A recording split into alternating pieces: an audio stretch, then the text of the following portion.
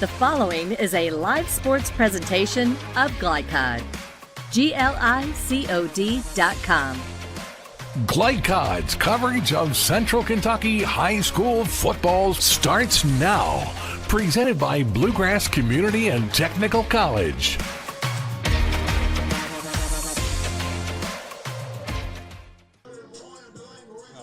A delightful good evening. We welcome you to Lexington, Kentucky for round one of the high school football tournament here in Kentucky between Lafayette and George Roger Clark. And hi, everyone, alongside Bill Powell, the man to my left. I'm John Balders. And Bill, round one of the playoffs, new fills inside this stadium tonight. Two teams that come in on different paths. George Roger Clark has lost their last two. Lafayette's won their last two. But round one changes the whole feel about football as you get ready for playoffs.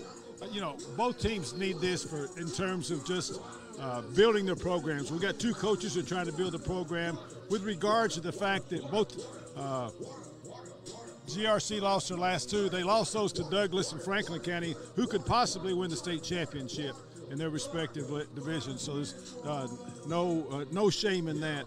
But so we'll see. It's a big game for both of them. GRC, a lot of senior leaders on their ball club, a team that's gave up 87 points in their last two games. So what do they need to do tonight to be able to come out of here with a win on the road? Well, I think that both of them are going to want to pass the ball. So I think they've got they run a 3-4-4 defense, and they're going to need to put pressure on the quarterback because Lafayette likes to throw, and that'll be the key. Each team loves to throw the ball, and what can the other team do to stymie that offensive threat? I mentioned that senior leadership. Rance Payton has 15 touchdowns this year for Lafayette, had 3 last week. The senior quarterback has played very well. What do they need to do here at home tonight inside their own arena to get ready to beat this GRC team? Well, again, as you alluded to earlier, both coaches, Lawson has really helped building this program, making small steps towards bringing them back to respectability and power, if you will. But they've got a big hurdle here tonight, GRC. Even though their record is 4-6, it's very misleading. Despite those two losses to those schools mentioned earlier, they played Pikeville, they played Ballard. So they've played just a grueling schedule. So I don't think you can go by the 4-6 record. Well, you mentioned GRC being 4-6, Lafayette 6-4, and it's going to be a fun night for football. Beautiful weather temperatures, 56 night and a night's weather, brought to you in part by Lexington Outdoor Power Equipment. They offer the right equipment for the right job. Lexington Power Equipment, 1111 Winchester. We'll be back with a lot more to come on the pregame show in a moment on Glycod. Home of excellent service, support, and satisfaction, Lexington Outdoor Power Equipment is your one-stop mower shop. Family owned since 1985, Lexington Outdoor offers top brands like Husqvarna, Toro, Grasshopper, and Echo. Plus, free pickup and delivery. Located just 2 miles west of Douglas High School, they're open weekdays and most Saturday mornings. For more info, stop in or visit their website at lexoutdoorpower.com. Lexington Outdoor Power Equipment, the right equipment for the right job. A new year means next level math, but even the best teachers can't always provide the personal attention each child needs. Magnesium has a solution to help any student excel. Our caring, highly trained instructors use a range of teaching modes that ensure true foundational understanding. We're not about rote memorization. The Magnesium method develops the critical thinking and problem-solving skills they need to succeed, with the option to learn face-to-face online at home or face-to-face at one of our 1,000 neighborhood learning centers. Magnesium, we're changing lives through math. We all make choices about alcohol. Kids make choices whether to drink or not. Bye, Dad. Bye-bye. Remember, I'm going to Alex's party tonight and sleeping over. Have fun. Hey, remind me about that party again? And adults make choices whether to talk about it. That's true of parents and every other trusted adult in a kid's life. Kids want to know our expectations, and they want honest answers in everyday conversations. So talk with your kids and help lead them on a positive path. Because when you talk, they hear you. With Fast Signs, see the visual possibility in your business. See it in lights and flags, on a van, in metal, on the floor, in color. With signs and graphics, you can say anything, do anything, be anything. So make your statement. With your masterful team of visual marketing experts, anything is possible. Fast Signs. Make your statement. At Don Franklin, we're about more than just selling cars. We're about families, generations of them. Founded by my parents in 1968, we've been here growing alongside you. From the first family car to the newest model for the next generation, our values of trust, care, and commitment are in every handshake, every deal. With over 5,000 vehicles to choose from, check them all out at donfranklinauto.com. Don Franklin, driven by family. People want to define Gen Z, but that's our job. I wait tables, but last week I built a field hospital. I put out a forest fire. I stopped 1,000 attackers. And a natural disaster.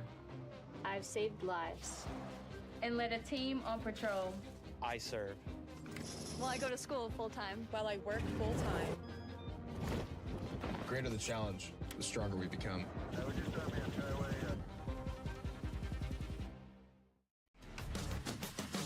This edition of Coach's Comments is brought to you by Bluegrass Community and Technical College. Get started by finding the program that works for you. Bluegrass Community and Technical College. Never underestimate you.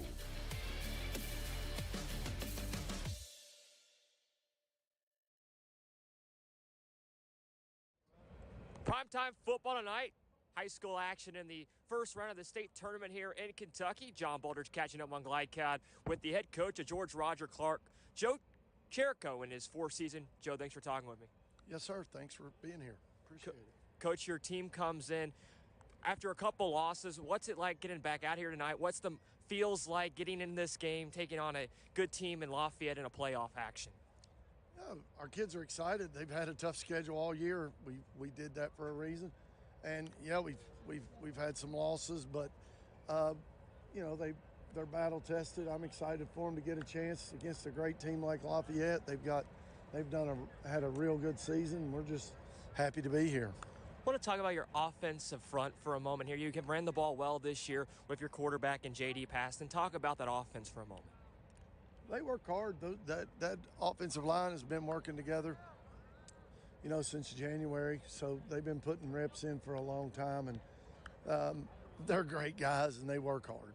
How do you keep your team level-headed as you get ready for a big matchup here through this week, getting ready for a playoff game? Well, we're coming off 2 losses. It's easy to stay level-headed like that. I mean, there's nothing to be boisterous about. We're just trying to get better every day and work hard and see what happens. What have you seen from Lafayette early on this year as you get ready for them tonight? Very fast, athletic, well coached. You know, they're a really good football team. Coach, for you guys, what does it take to pick up a victory here tonight on the road?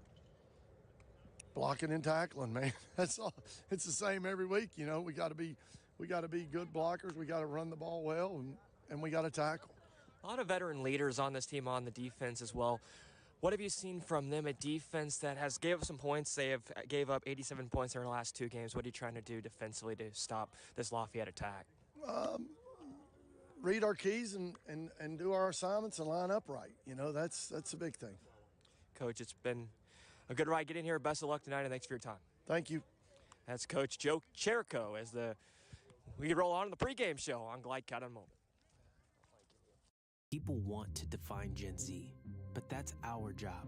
I wait tables, but last week I built a field hospital. I put out a forest fire. I stopped 1,000 attackers. And a natural disaster. I've saved lives. And led a team on patrol. I serve. Well, I go to school full-time. While I work full-time. The greater the challenge, the stronger we become. Drive with the confidence and security of a pre-owned Kia from Cartown Kia. This incredible certification package is loaded with a 5-year, 60,000-mile bumper-to-bumper warranty, a 10-year, 100,000-mile powertrain warranty, 10 years of national roadside assistance, and 2 years of free maintenance. Choose from over 70 certified pre-owned Kias or over 1,000 vehicles of all makes and models. It's new car driving at used cars prices with certified pre-owned Kias from CartownKiaUSA.com. Let's get real. For a lot of people, 4 years of college might as well be $1 million. With us, you can get a certificate in a matter of months and start a career right away. College for the real world. College for your world. Calling all football fans. Come on down to Roosters, where the wings are hot, the drinks are cold, and the good times never stop. Roosters is where you can catch all the action of the game and enjoy a delicious meal. Choose from 15 varieties of sauces. Even try our burgers, salads, and out-of-this-world pizzas. Something for everyone at Roosters. Dine in, carry out, or let us cater. Open late for the Night Owls. Visit our Richmond Road location or off Nicholasville Road by Walmart. I love Head Start. Children love Head Start, and you will too. Community Action Council's prep academies are hiring now. Head Start is an early childhood education program for children from birth to age 5. Help us give more children the Head Start advantage. Teacher, what are you waiting for? Join our team of dedicated education professionals. Apply online today at comaction.org. What are you waiting for?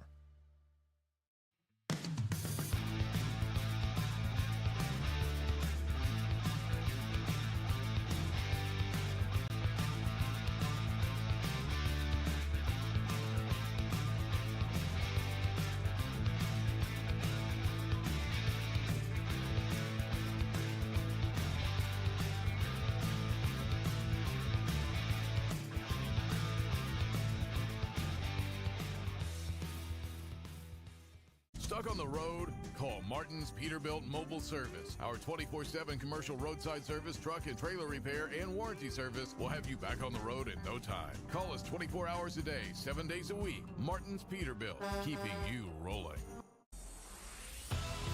You're watching Central Kentucky High School Football on Glycod.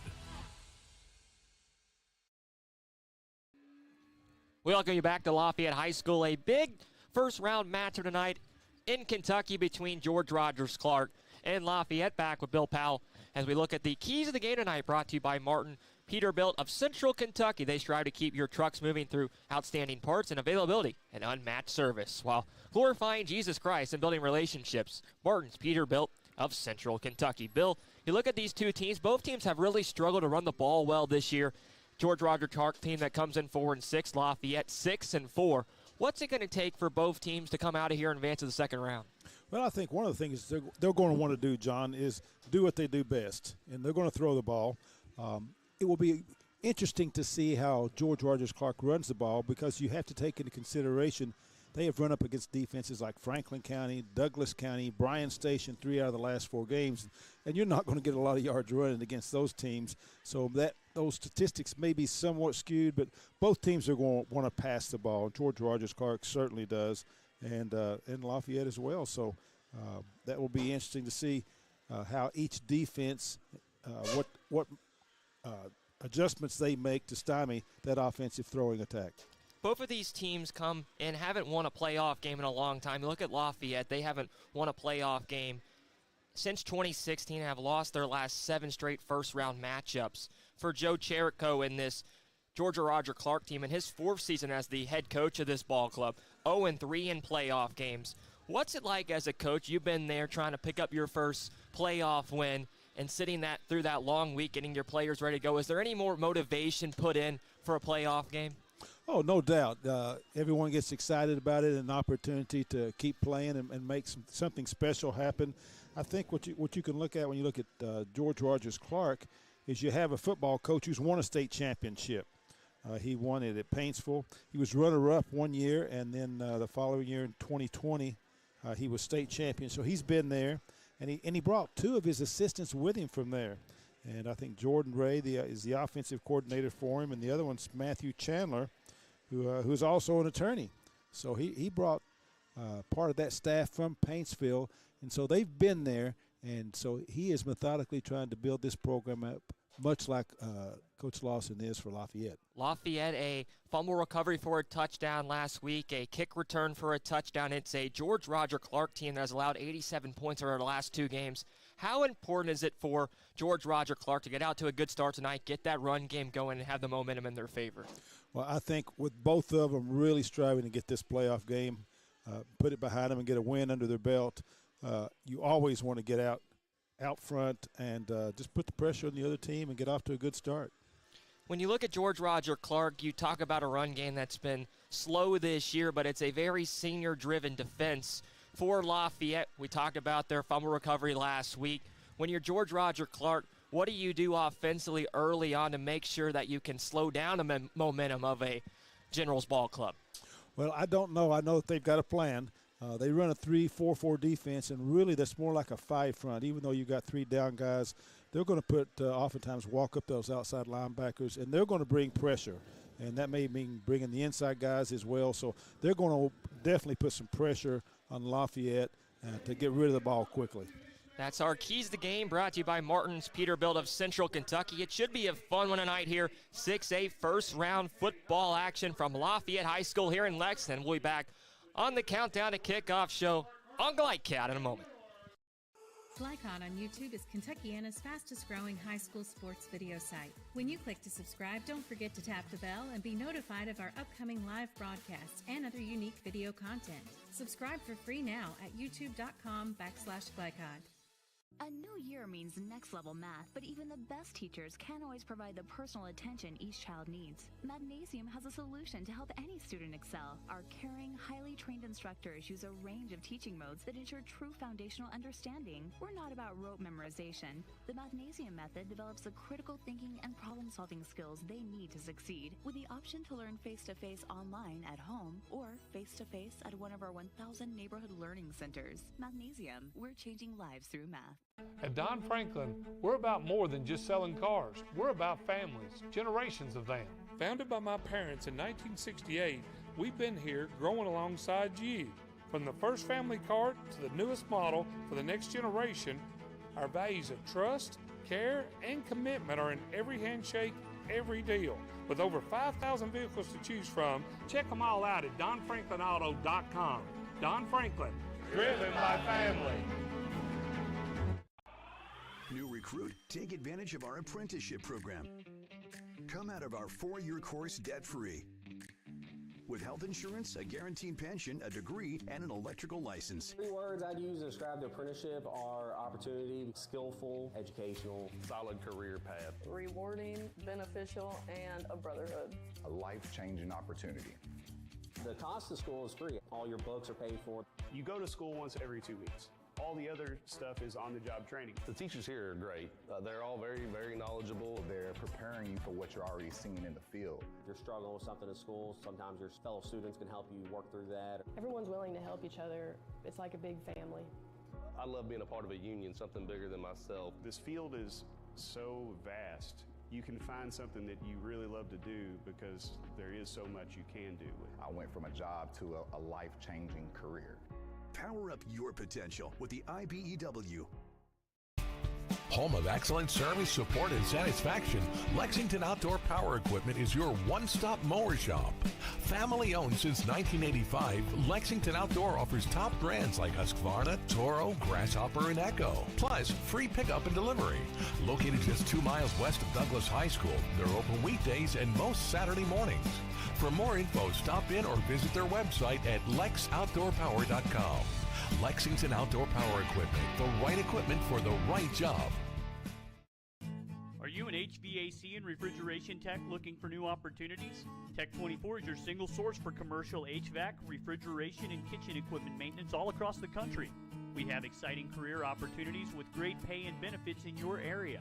To learn more, contact Brad at 864-549-8344 and check us out on the web at mytech24.com. 864-549-8344. You're watching Central Kentucky High School Football on GlideCat.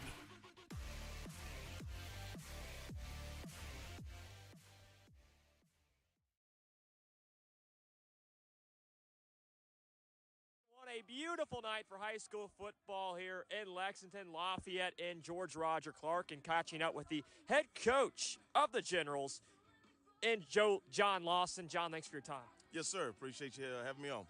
John, you guys come off 2 wins. What's it like coming into this matchup? You guys haven't won a playoff game since 2016, but what's the feels like? What's the excitement like around this team right now? It's exhilarating. We have to be humble. We made some big gains this year. We're still really a young team, so we still have a long way to go, a lot to grow on. So It's an excitement and glad to have a home game for the first time in about 10 years. We're going to take advantage of the nice night and the opportunity. Guys, kind of an impressive win last week. You had a kickoff return in that win, also a fumble recovery for a touchdown.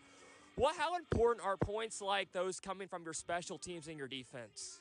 It's crucial in a lot of ways. I mean, that turn, the fumble for a return was big as far as changing the momentum of the game that day, and it also helps us just provide more energy for the team. So the more we make plays like that and not provide on our offense just to do everything for us, makes us a more well-balanced team, and so that's why we end up winning a few more games because of that. A lot of senior leaders on this team. I want to talk about your senior quarterback for a moment, Rance Payton, a guy who's been very good this year, 15 touchdowns, had 3 last week. Seems like he gets better as the season prolongs. What have you seen from him this year? I'm just mad we didn't have him for 4 years. He understands the game. I think he's one of the students of the game, and what he does, he watches a lot of good film, he pays attention, he takes what the defense gives him, and he's a great leader. I mean, that's where the key of everything is. When you have somebody that can lead your offense and defense, everything else kind of comes together. A team that's gave up 87 points in their last 2 games in George Roger Clark, how important is it to get the run game going, really slow down the momentum of this game in your favor? I think, for us to just stay balanced is most important for us, the thing to do. Even if we don't get a full establishment of the run game, they have to respect it just enough that we can open up with that pass. But if we get good run game, that's great. And if not, we just have to do us. I'll talk about your defense for a moment. A lot of seniors on that squad as well. What have you seen from them this year as they get ready for a George Roger Clark team that has ran the ball very well this season? Yeah, that's number one for us. We got to figure out how to stop the run. That's been probably our biggest problem all year. Pass defense-wise, we do really, really well. I just think they really need to stay engaged, understand what the scheme is for today, and go 110% every play. Guys are tied for the most interceptions in the state of Kentucky in 6A. We talked about the turnovers. What are another thing you look at in this ball game to come out here with victory? What are some of those key factors you need today in this ball game tonight? Well, the most important thing is we got to play within ourselves. We have to have grit. We have to understand what we need to do. I talk all the time about how important it is for us just to do us. It's great that we play in GRC. They're a great team. But we have to do things that are going to make us successful. We have to execute, and we have to just play great football tonight. John, thanks for your time, and best of luck tonight and a beautiful night we have here on hand. All right. Thank you as well, sir. That's John Lawson. Comments for tonight's presentation of high school football between Lafayette and George Roger Clark on GlideCal.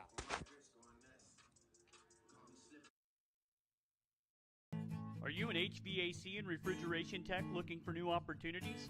Tech 24 is your single source for commercial HVAC, refrigeration, and kitchen equipment maintenance all across the country. We have exciting career opportunities with great pay and benefits in your area. To learn more, contact Brad at 864-549-8344 and check us out on the web at mytech24.com. 864-549-8344. Let's get real. You could go to work right after high school, but spend a little time with us and we'll give you a better chance to do more, be more, and earn more. College for the real world. College for your world. Central Kentucky Driving School is raising the bar in driver education because the safety of their students is too important for anything less. Offering driver training for teens and adults, Central Kentucky Driving School will equip you with the skills needed to become a safe and confident driver. A proud community partner, Central Kentucky Driving School invests in their students and families and guides you every step of the way. For more information, give them a call at 859-538-7775 or visit drivecky.com.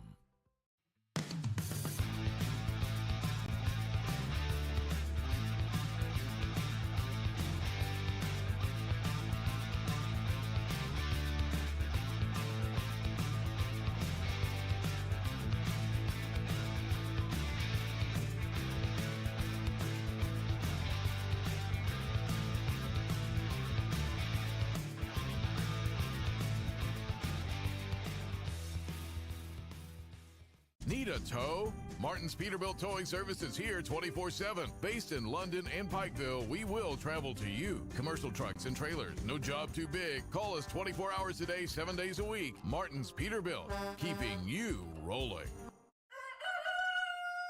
Calling all football fans. Come on down to Roosters, where the wings are hot, the drinks are cold, and the good times never stop. Roosters is where you can catch all the action of the game and enjoy a delicious meal. Choose from 15 varieties of sauces. Even try our burgers, salads, and out-of-this-world pizzas. Something for everyone at Roosters. Dine in, carry out, or let us cater. Open late for the Night Owls. Visit our Richmond Road location or off Nicholasville Road by Walmart. People want to define Gen Z, but that's our job. I wait tables, but last week I built a field hospital. I put out a forest fire. I stopped 1,000 attackers. And a natural disaster. I've saved lives. And led a team on patrol. I serve. Well, I go to school full-time. While I work full-time. The greater the challenge, the stronger we become.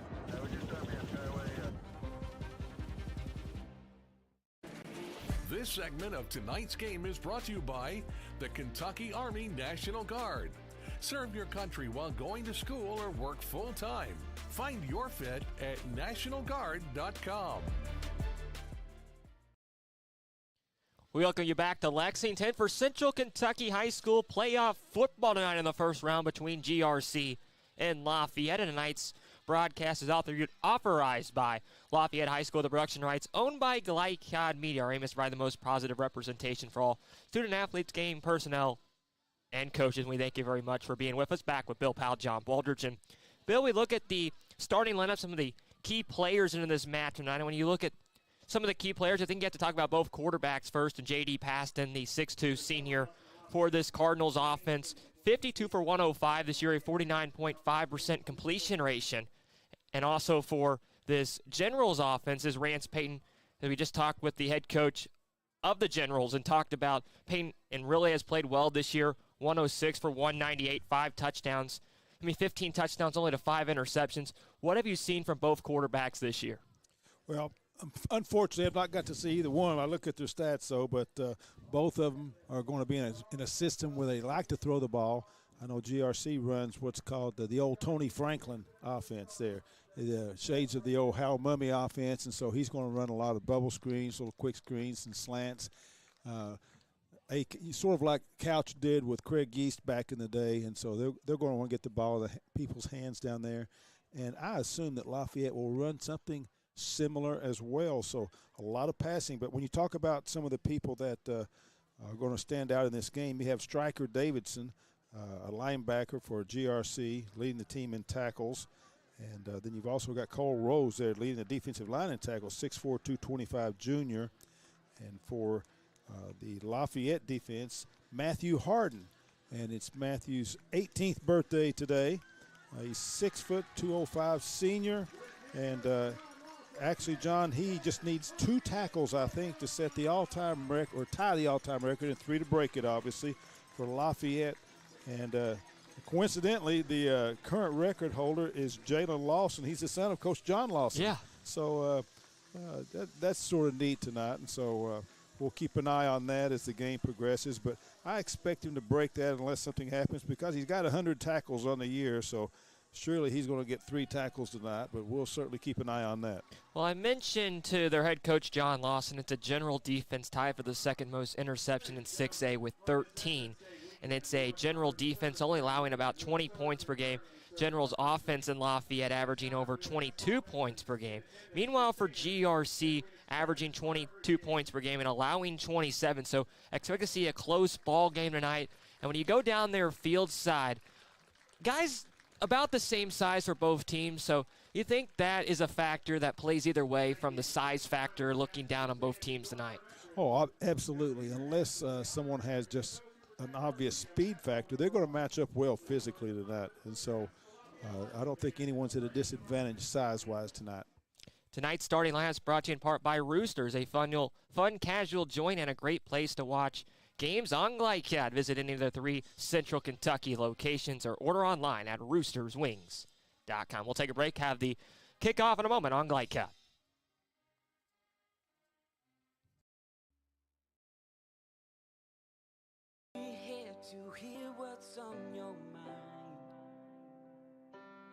Take this time to talk and get it right. You know I'll be there.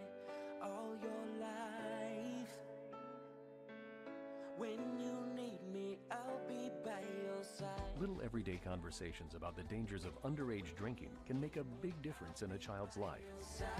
Talk, they hear you. Let's get real. With us, you'll get a great education that can lead to a great career faster. Even better, you won't end up with crippling debt. College for the real world. College for your world. From Glycod, it's Central Kentucky High School football, presented by Bluegrass Community and Technical College. Never underestimate you. Tonight's game is brought to you by Cartown Kia in Nicholasville, movement that inspires. IBEW Local 369, power up your potential. Mathnasium of East and West Lexington, changing lives through math. Roosters, a fun, casual place for wings and more. Martin's Peterbilt of Central Kentucky, Community Action Council, New Vista, Tech 24, Lexington Outdoor Power Equipment, and Fast Signs. Now to the field for all the action from Glycod on Central Kentucky High School football, presented by Bluegrass Community and Technical College.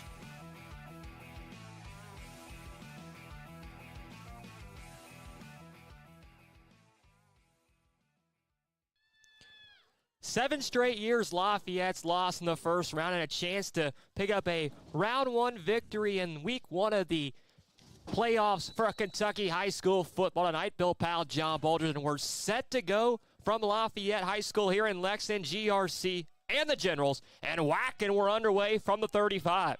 Taken back by the Generals, and they'll push towards the middle of the field, past the 35, close to the 40, and up to the 39-yard line. And that's where we'll see Rance Payton and the offense for Lafayette. Payton last year, 106 for 198, and has passed the ball very well this season. 15 touchdowns to 5 interceptions, 10 for 19 last week, 3 touchdowns. And what do you expect to see from Payton in this offense here tonight? Well, as we mentioned before the game, John, he's just going to want to throw the ball. They are not, not a huge running team, so it'll be interesting to see. Rance Payton, a verbal commit to play baseball here for the University of Kentucky next year, and will lead his team on the field here for 1st and 10, trying to get a progressive play on first down. And you mentioned a team that doesn't run the ball a whole lot, and they'll have 4 receivers here on the first play. They're going to keep it on the ground, though, and up the middle they go on first down with J.J. Richardson, and the back gets 2 yards. Right off the bat, we can see one of the things that the GRC is going to try to do. They played 3 down linemen, but 5 linebackers, 5 yards off the ball. So they're prepared for that short passing game, and I think that Lafayette's going to have to show that they can run the ball before they move other people up in the box. You mentioned a run game that isn't used a whole lot, but have 4 different backs they go with on this Generals team. And it's 2nd and 7. They'll give them 1 more, so 3-yard pickup on first down. 4 receivers once again. They'll go 3 to the bottom side of the field. And Payton about to take the snap, and a whistle down and a yellow marker. So not the start you want to see. It looks like a false start.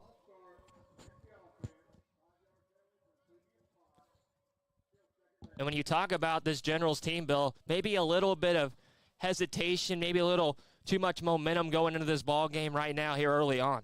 Yeah, I'm sure the kids are really excited. Playoff game, and want to get off to a good start here. Maybe a little bit of the early jitters. So a loss of 5, and it's 2nd and 12 here, back at the 36-yard line. Payton from the shotgun, and another marker down, and we'll check another penalty. And this looks to be on the offense once again. So you talk about those butterflies, and you could have them here early on in a big playoff matchup. 2 teams trying to get off long schneits, haven't won a playoff game for Lafayette in 8 years. George Roger Clark has lost their last 3, and a chance for both teams early on, and already 2 penalties a minute in. Yeah, a win for either program here would be good to get started in building the programs back, and so both of these teams need this win for moving forward. So from the shotgun once again. Third time's a charm. And it's 2nd and 17. Send a man in motion here. And another penalty down. I believe the defensive end for GRC stepped off that time, got him on a hard count. So they'll move it back to 2nd and 12, and only one play has been run so far here early on. So if you like watching some butterflies, Bill, we've seen it here through the first minute and a half. A minute and a half down here, and it's 2nd and 12 back at the 36-yard line. Peyton in the shotgun, takes the snap. The lefty's going to throw. Deep's got a man, and it's caught inside GRC territory, past the 40 down to the 39. Yeah, Zayden Turner got a hand on that, but the old tip drill came in handy there, and they were able to complete that. Nice throw by the lefty there. Christian Giano, the receptionist, has led this team in catches this year and makes his 21st catch on the season right there and moves it down inside GRC territory to the 39. So a quick punch right there inside Cardinal territory. Peyton going to take the snaps, going to give it up towards the middle, pushing right on those right hash marks is the running back in J.J. Richardson, and not much. He might have gotten back to the line of scrimmage. Pretty much the line of scrimmage is where he got to. They stiffened up in there, and again, they're going to have to show that I think they will have to show that they can run the ball to help their passing game do what they want it to do. Richardson, 350 yards now on the season, came in with 349 on the season and a touchdown, and they're going to hand it off here once again, going out left side, and this time it's Jackson Stevens, the ball carrier, the senior, gets close to that first down marker, and it's going to be about 3rd and 5. Give him 7, 3rd and 3, and nice blocking up front. Yeah, good job on that offensive left tackle there, keeping his man who probably had contained responsibilities. So need to get down to about the 29-yard line to keep this drive going. Peyton from the shotgun sends a tight end in motion out to the right, and a whistle and a false start. The big tight end and Tristan Taylor jumped off sides and a loss of 5. You know, at some point you can call it jitters, but at some point it's just going to have to be lack of focus and concentration. They've got to get a handle on that. We almost saw an interception a moment ago, and now a chance to get off the field once again for GRC on 3rd and 8. I think where they were 5 yards down the field, they were obviously in 4-down territory, so it wasn't as big a deal. But now, if you don't get it, you would maybe have to consider punting the ball. So they'll bring their receivers in close to the line of scrimmage here on 3rd down. Trying to get the first down, and Peyton going to take the snap. The lefty throws right side, and it's batted away. Good play right there by Zayden Turner, the defensive back, to break it up.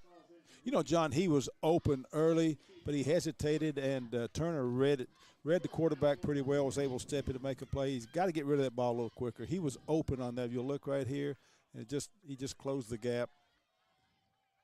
So they'll leave the offense on the field. It looks like they'll go for it on 4th down. No hesitation here early on with 8:30 to go in the first quarter in a scoreless game. First drive by either team. And Rance Peyton from the shotgun. He'll send 3 receivers high to the right, 1 down to the bottom screen on the left. Shotgun snap, going to throw it over the middle. He's got blockers trying to get to the sticks and wrapped up at the 33, about 3 yards short of the first down. Threw a little lob pass, and right there to read it up was the Cardinal defense. Yeah, I really liked the play call. Had everybody going with the 4 receivers over there, but some guys stayed home though. They didn't sell out. If you look at it right here, we just miss a block on the one guy that stayed home, number 17 there, Jones Howard, and he did a really nice job staying home defensively, not getting caught up in the flow. So Cade Locklar, the receptionist, got 5, but needed a couple more to pick up the first down, and we'll see J.D. Paston in the offense, the senior quarterback for the Cardinals here for the first time tonight. Passed in 6-2, 2:15, and already a whistle before the first down snap, and we'll have a stoppage here with 8:24 to go in the first. But what a stop right there by a Cardinal defense that has really struggled in the last two games, gave up 87 points in their last two games combined, and able to get off the field on fourth down. Passing under center is going to hand, and up the middle, pushing close to the 40, up to the 41, they'll mark it for about a 5-yard gain. Yeah, Jeremiah Israel there. He's only 135 pounds, John, but obviously he's just really quick. You can see when he did that little twist inside there.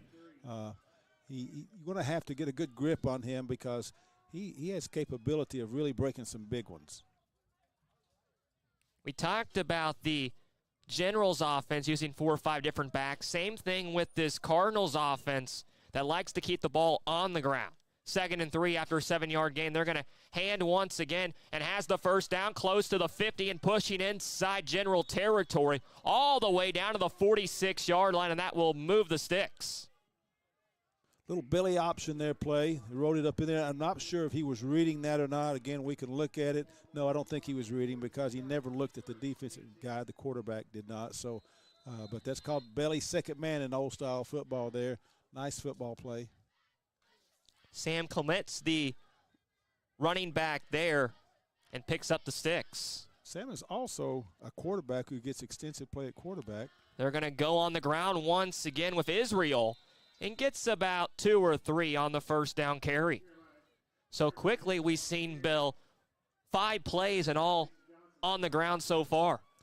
Well, they must see something there that even though they like to pass the ball, you're going to want to do what you think you will be successful against the other team. And I think they can run well against Lafayette, and so far it appears to be true. And they'll keep it in close with their receivers and fullbacks here after a 5-yard pickup on first down. They're going to hand it once again and breaking out left side, getting close to sticks and has the first down and keeping his legs going all the way down to the 30-yard line, and that was Zayden Turner. You know, that was just poor tackling there by Lafayette. They had him hit in the backfield, or at least for maybe 1 yard, and he just refused to go down. Let's watch it here. He gets hit right there, bounces off, and just keeps the legs churning. What a great job running. You talk about the explosiveness on this offense for the Cardinals, and Zayden Turner, their back, they really think highly of. 81 carries this year for 5 touchdowns. They're going to go on the ground again, and not much room this time. Wrapped up for the first time in the backfield, and right there was that defensive front for GRC. Yeah, same play to the opposite side, the right side there, and of course a couple of guys there. Number 70, I think that's number 72 there, or 77 rather, stepped in there and did a nice job. Yaya Chenault also on the tackle there, the junior 6'2", 220. That big defensive front making a play on first down, 2nd and 10 at the 30-yard line, moving it left to right. They're going to hand again and push back once again. Nowhere to go for Zayden Turner. And once again, Yaya Chenault right up in the middle and threw him for a loss. A loss of 4 on the play, and a 3rd and long upcoming. And we'll have to see the pass game more than likely for the first time for GRC here at 3rd and 14. Yeah, what you saw there, John, the stunted the inside linebackers, and he just came through untouched and made a nice job tackling. So from the shotgun for the first time, and J.D. Paston looking to the sideline and trying to get the play once. 5:11 to play here in the first quarter in a scoreless ball game. And looks like we might have a timeout. Stoppage and play. The officials coming in, and they're just going to re-huddle them here at 3rd and 15, and a chance here for the first time for Lafayette to get off the field. First drive for GRC after Lafayette went forward on 4th down inside Cardinal territory on their first drive and turned it over. Paston running over to the sideline, gets the play he wants, and now back in the huddle. And sets his team from the 34-yard line. He'll send a receiver high, one to the left and one to the right. Bunch of fullbacks in here and taking the snap is passed in from the shotgun, throwing over the middle, had a man, and short arms him. Looking right over the middle around the 15-yard line for his intended target there, Arthur Moses. And now it's 4th down.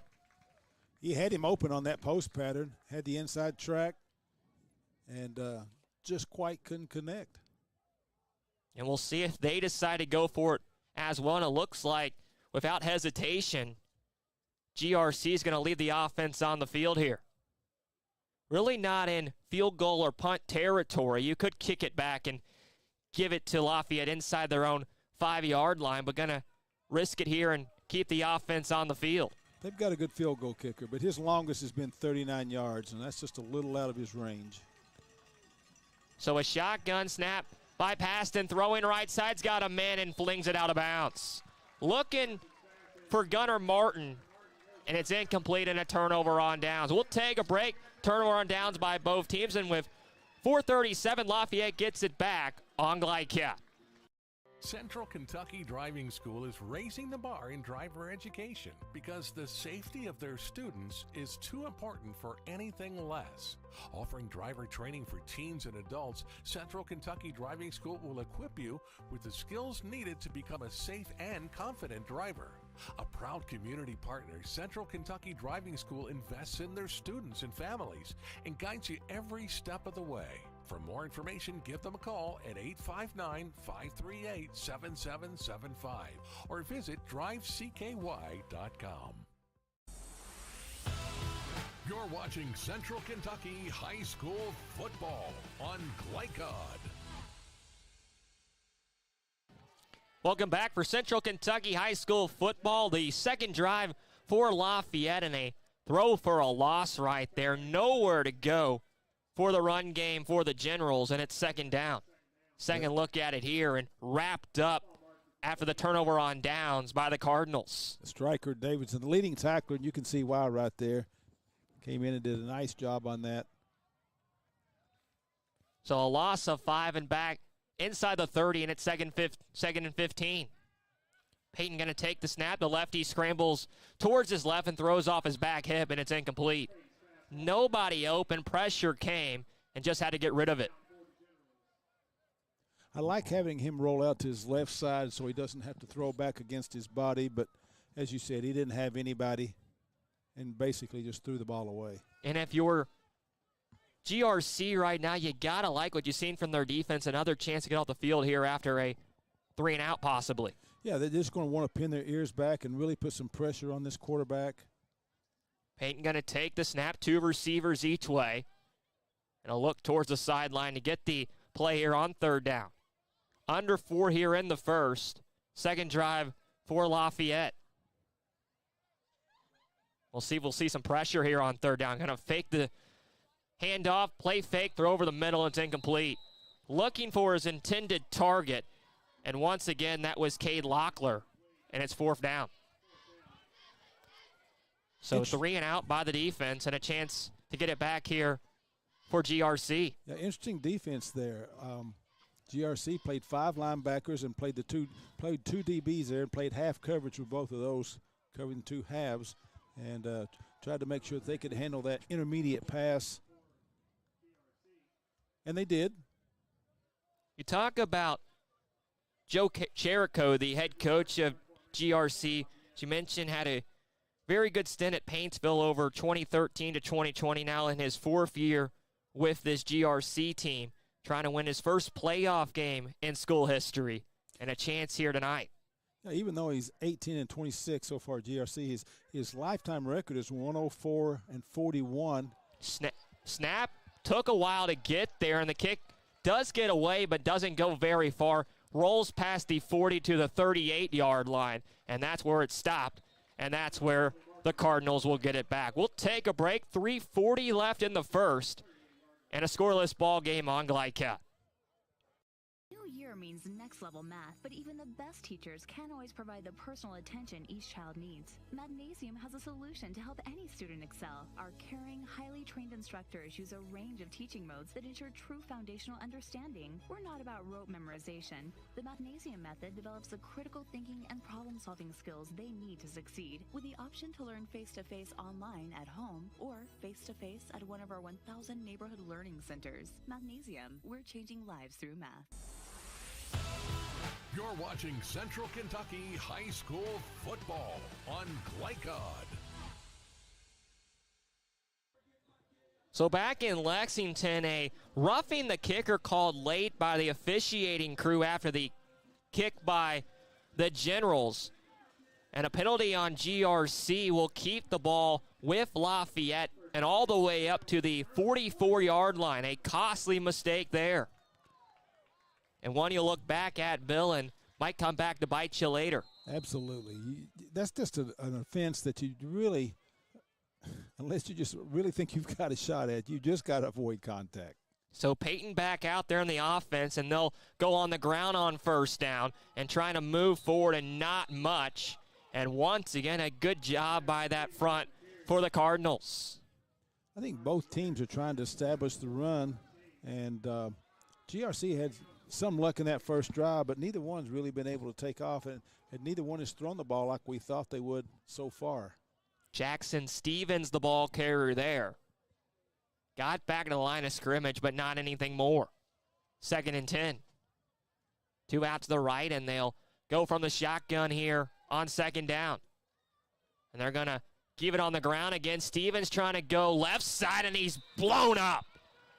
Wrapped up back at the 40, and a loss of 3 on 2nd down. That's one of those plays, John, where you really should go ahead and fall down. The guy's got you wrapped up, and you've got 4 guys just charging full speed. It's probably in your best health interest to go ahead and fall down there. As you can see it right here, he gets hit right there, and then just boom, boom. 2 guys coming right at him. So 3rd and long, and a team that's been known for their pass attack this year. We haven't seen much of it on this drive, and will have to possibly throw here on 3rd down. At the 40-yard line with 2:10 left in a scoreless game in the first, GRC and Lafayette on Glycad. And I think they're going to bring the heat on this. Peyton from the shotgun takes the snap. Looking, throws over the middle and incomplete. Had a man, would have been short of the sticks of the 50-yard line, but not able to bring it in. Was his intended target, and Christian Giannio. And it's 4th down. And he also had Kel Locklear there. We'll look at this in replay in the flats, wide open. You can see him out there on the 40, but never looked quite that way. Of course, the throw was, if he'd have held on to it, they would have been close to a 1st down, so just did not execute on that. And they'll punt it away here at 4th and 14. And this time they'll see if we'll have not as much attack on the punter after roughing the punter penalty a moment ago. Back inside their own 30 is the Generals to punt it away.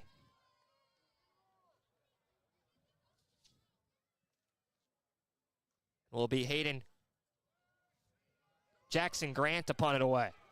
Punt is up in the air and rolls past the 30, past the 25, and down to the 22 before it stopped with 1:57 to go in the first.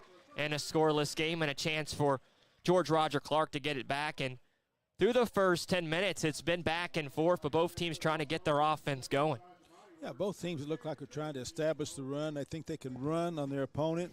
And, of course, no points to show for that yet, but I'm going to expect both teams to maybe try to open it up a little bit with a passing game, as Lafayette did there in those last few plays, because that's their bread and butter. And like the old saying goes, you got to dance with the one who brought you, and so I expect we'll see more of that. Cardinals were able to get the run game going strong on their first drive. We'll see if they go back there again this time. And they will on first down, up the gut and pushing close to 30. And about the 31-yard line is where they're wrapped up after about a 7-yard run. You know, again, they're running with that full house backfield, and they're running belly second man, and they're going to do a little option there. That was that belly second man that they had success with in the previous drive. And, they, as I mentioned earlier, they run this Tony Franklin Simpson most of the year, but I think they just had something up their sleeve a little different for this game. And I would feel pretty certain that Lafayette hasn't necessarily prepared for what they're doing, what they're seeing tonight. 2nd and 4, and they're going to go once again here on the ground and trying to get close to sticks. Looks very close as the ball carrier in John. And looks like he has the first down. When you mention that Tony Smith-Johnson offense, is that just a big offensive front you're trying to put in there and keep it on the ground? When I mentioned the Tony Franklin offensive system, that's the old Hal Mummy offense. And so, they just throw the little short dump passes, bubble screens, but we've not seen any of that. And so they're just lining up, and we're going to run the ball right at you. You can see you got a full house backfield here. And 1st and 10 after a first down run on 2nd down, and another 5-yard carry on 1st down there by John. And I really like that. That's old school football there. What you see so often today, John's quarterbacks get back, do not get under center, and what happens is you're not able to get that quick hitter like you are when you're under center there. And they've been able to do that and have good success with it. Picked up 6 yards there. Israel, the ball carrier there, and got 5 as we run at our 20 here in this first quarter of play. Paston under center.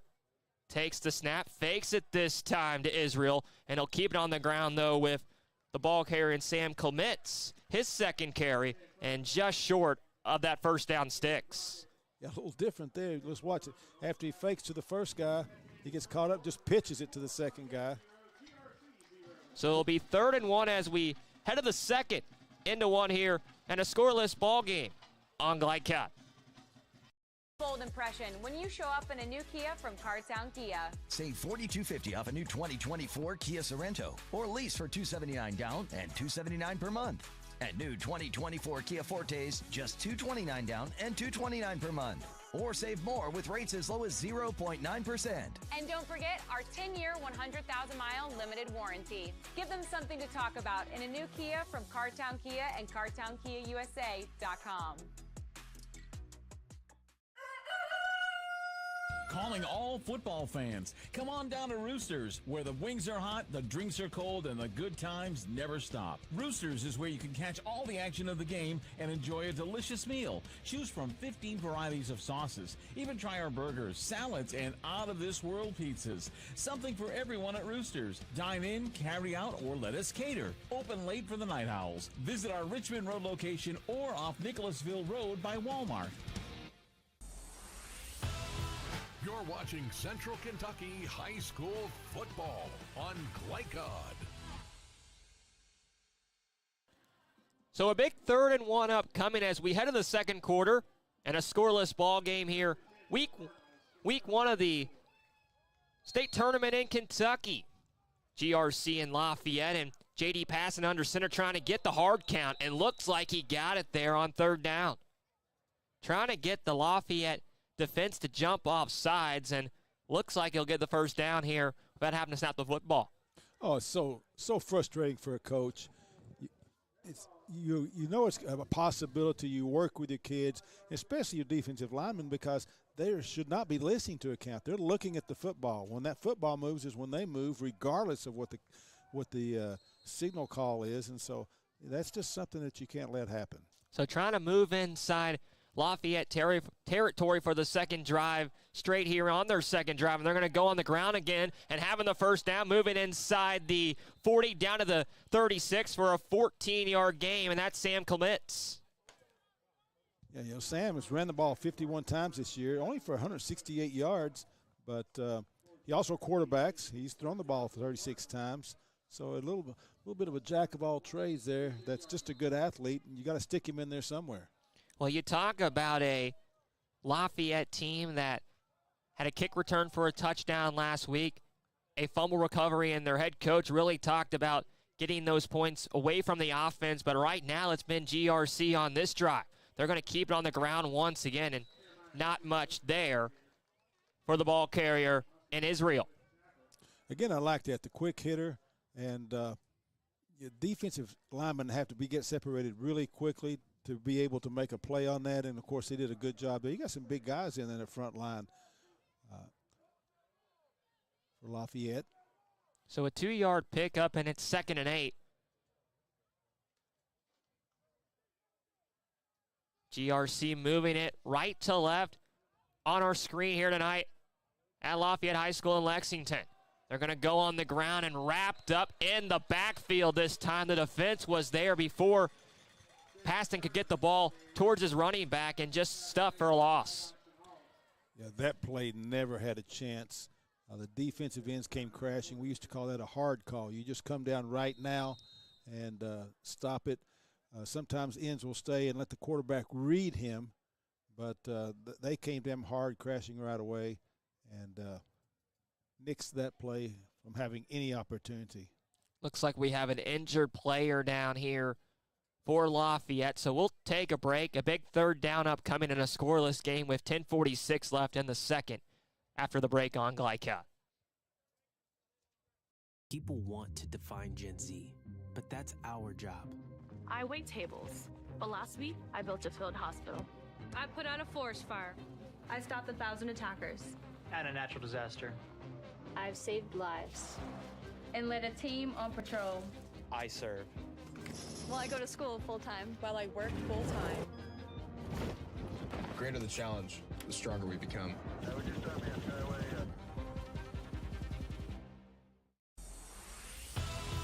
You're watching Central Kentucky High School football on Glycod.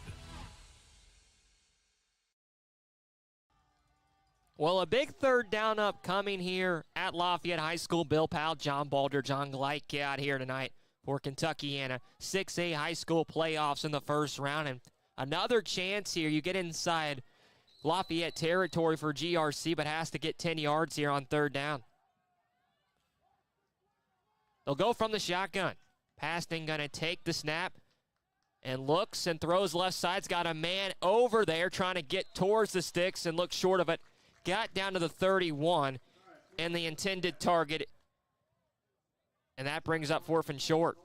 Yeah, that's more like what we expected to see here tonight. Just a little quick drop back. Not quite a bubble screen, but he did have a lead blocker out there.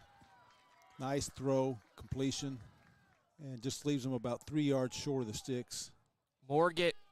Morris with the catch there, and it's 4th and 4. And they're going to lead the offense on the field here once again for Paston. No hesitation.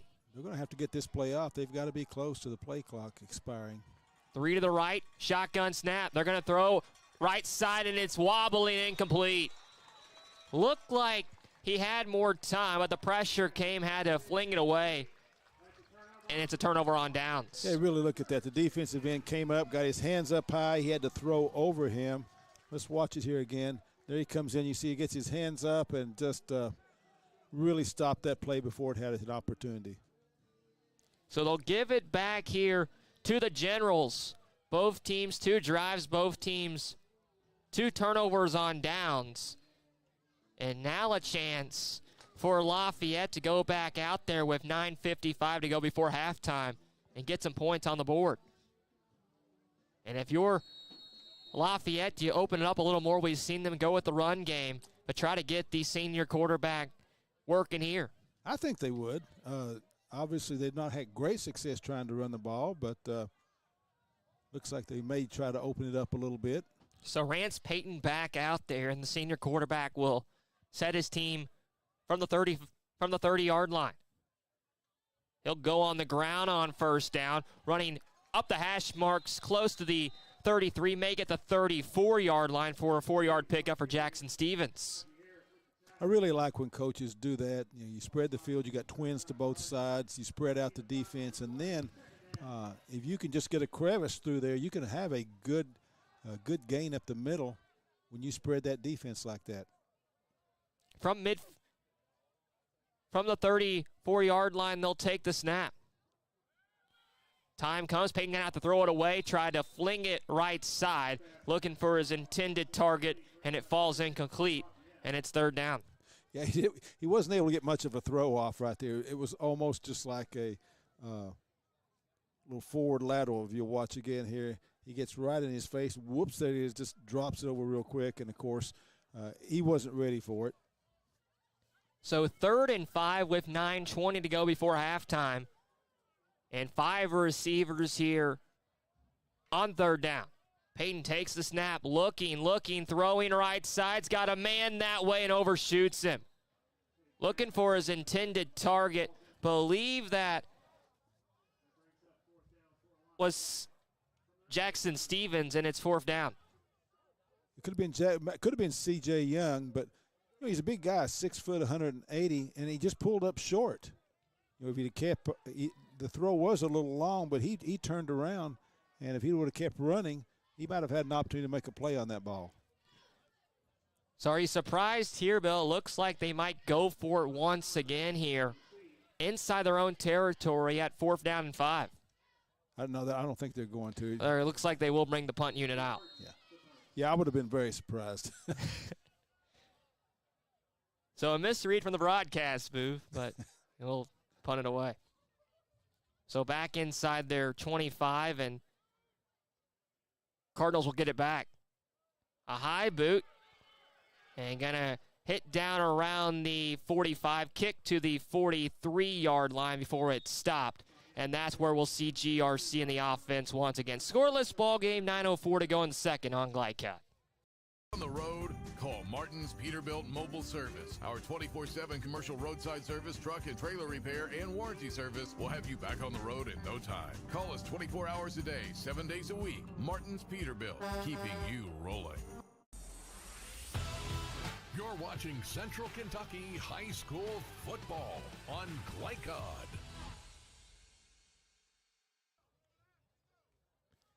9:04 to go in the second, scoreless ball game, and GRC about to get it back for the 3rd time.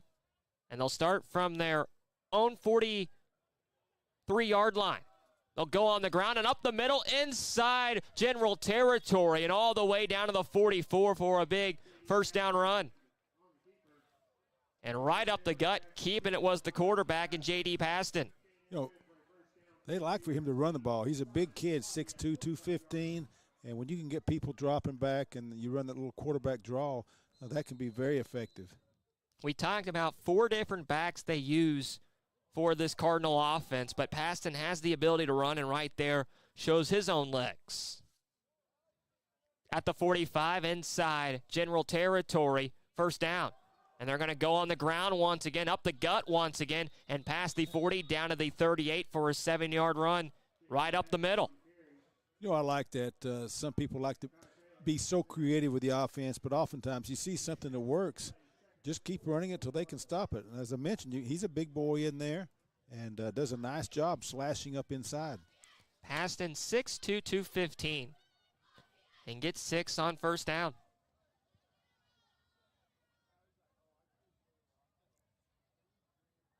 Second and 4. 2 receivers each way, and they're going to go up the middle once again with the quarterback, and just short of the 1st down. Yeah. Got about 3, and it's 3rd and 1. They were ready for that. They brought 6 people in the box. They had 4 down linemen, but as you can see, they brought the 2 linebackers, and he was lucky to get that far. So 3rd and 1.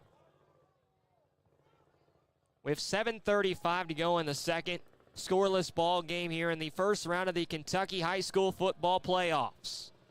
2 receivers each way. And a snap, wobbly and lost.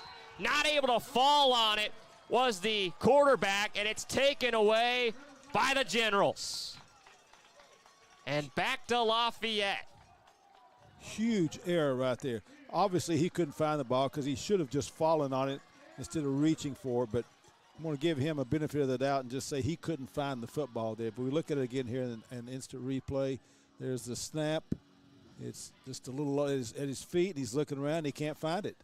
And big break for GRC. So back to Lafayette as they'll get it back, and another chance here to get points and take a lead as we get another chance for Lafayette and a scoreless ball game. Lights on a beautiful 50-degree night. Perfect weather temperatures in November for high school football in Kentucky. 2 receivers to the right, 1 to the left. And they're going to go on the ground and going right side, breaking out past the hatch marks right side, keeping his legs moving inside the 40, down to the 35, and all the way to the 34. Ball on the ground. Who fell on top of it?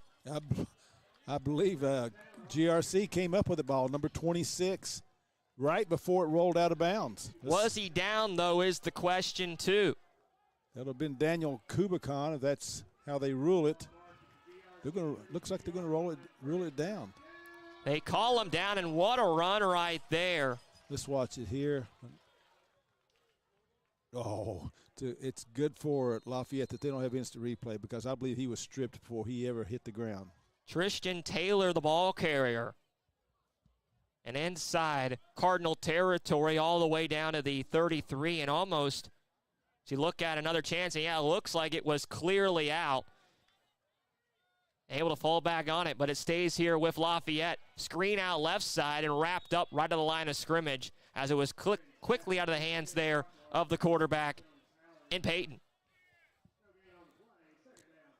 So no gain on the play on first down, and we talked about turnovers in this ball game on the pregame show, Bill, and not getting that turnover there could come back and really help Lafayette. It could be a huge thing, and let's see if they can punch it in here and complete this drive. Runner 6 and change here in the second. As the Generals moving it inside Cardinal territory at the 33-yard line. 2 receivers each way. Peyton takes the snap. Going to dump it off to his running back in the flat. Breaking past the 25, close to the 20, and down to the 21-yard line. Another first down. Just a little swing pass right there, but I will tell you, Jackson Stevens is elusive. A defensive player had a good look at him right there, but number 51, and just couldn't come up with the tackle. Scotty Mitchell trying to make the tackle there. And 5:45 here to go, and a first down and close to the red zone for GRC. For Lafayette. Peyton barking out instructions. 3 out to the left, 1 to the right. Scrambling back, and he's thrown for a loss. Tried to get rid of it and wrapped up for a big loss all the way back to the 35-yard line. Yeah, Striker Davidson, the one that made a big play earlier, came through there, and a really nice job. He's hard to handle when he comes on a stunt, and let's look at it right here. And actually, he didn't stunt. He just lined up on the line and just came right through. Nobody really put a shoulder pad on him, threw what we used to call a chicken wing out there, and he just went right through it. Loss of 9 there, and it's 2nd and 19. And it just feels like whoever can get some points here before half is going to build a lot of confidence to that locker room at the break. 2nd down and 19, now back at the 33-yard line. Send a man in motion left to right, and Peyton going to fling it off his back hip, throw left side, screen that way, trying to go forward and not much. Able to bring it in and make the catch was Tristan Taylor. A flag down. We'll check the penalty, but it's going to be 3rd and long. They ran a little bubble screen out there, but you had 2 linebackers that recovered and got out there pretty quickly and just did not give that play a chance to get downfield. So we'll meet the officials here before the 3rd down play and check the penalty. 4:31 to go here before halftime.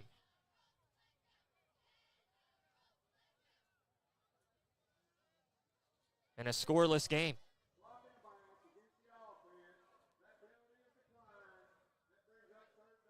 So a block in the back, penalty picked up, and now it's 3rd down and 19. And a chance once again for the Cardinals to make a stop here. And really another spot where you can't kick a field goal. No, just out of range. Perhaps if they could throw the ball and get 10 yards down the field, they might have a shot at it. Again, I think earlier I said his I don't have anything on the, now that I say that, I don't have anything on Lafayette's kicker, so I don't know what he's capable of. 3rd down and long. Shotgun snap once again for Rance Payton. Sends a man in motion out towards the right. 3 receivers that way, only 1 lined out to the left. Looking, Payton gonna fling it deep right side and overshoots his man. Incomplete pass, and it brings up now 4th and long. And it looks like we'll see what the Generals want to do with their head coach and John Lawson, but it looks like they're going to go for it here on 4th down and long.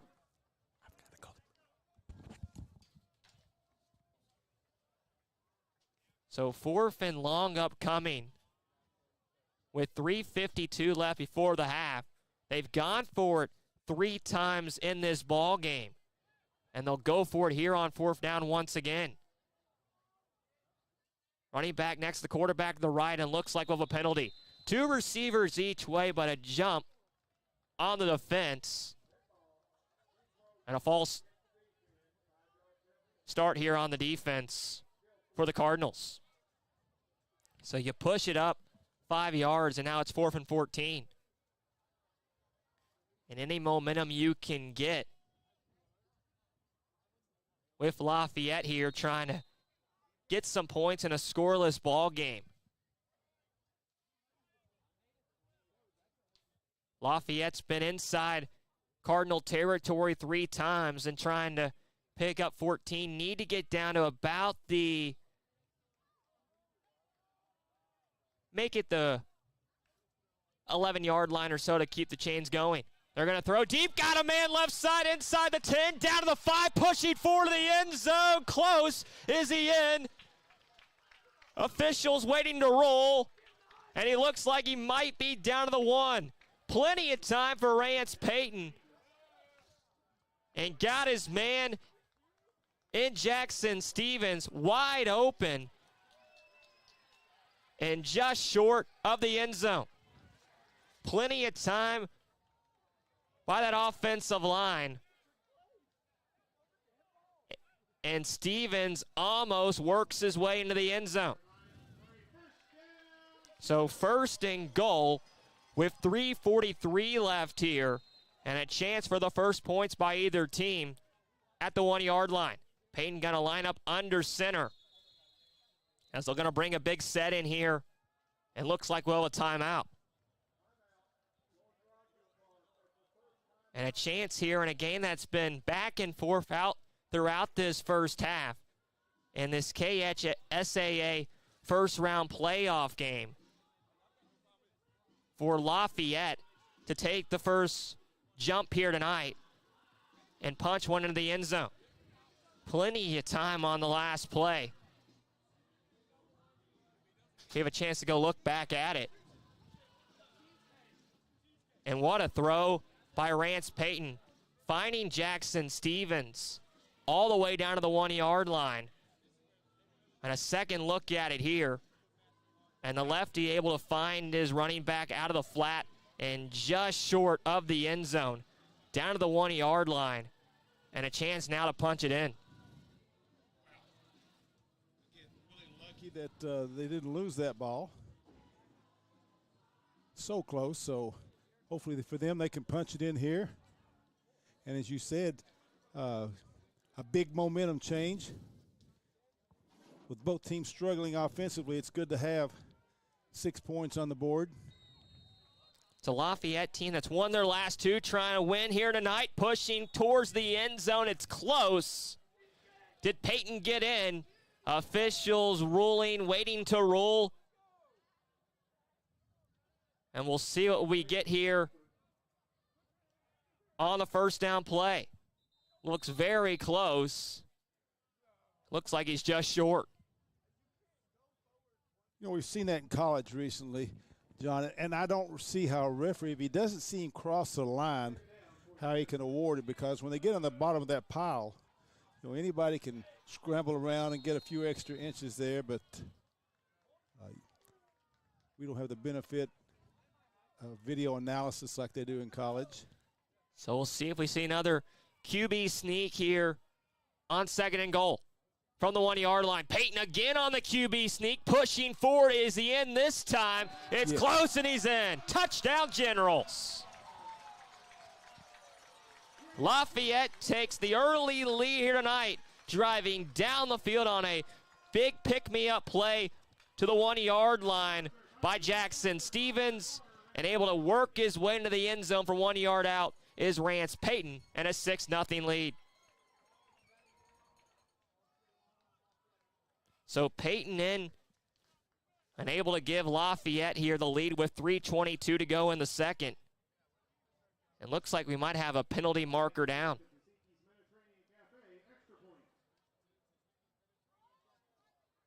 Officials talking right now. And now speaking with one of the players with Lafayette. And not sure, Bill, exactly what the clarification is out there. I'm not either. I'm looking. Here you go. He's getting ready to give a signal here.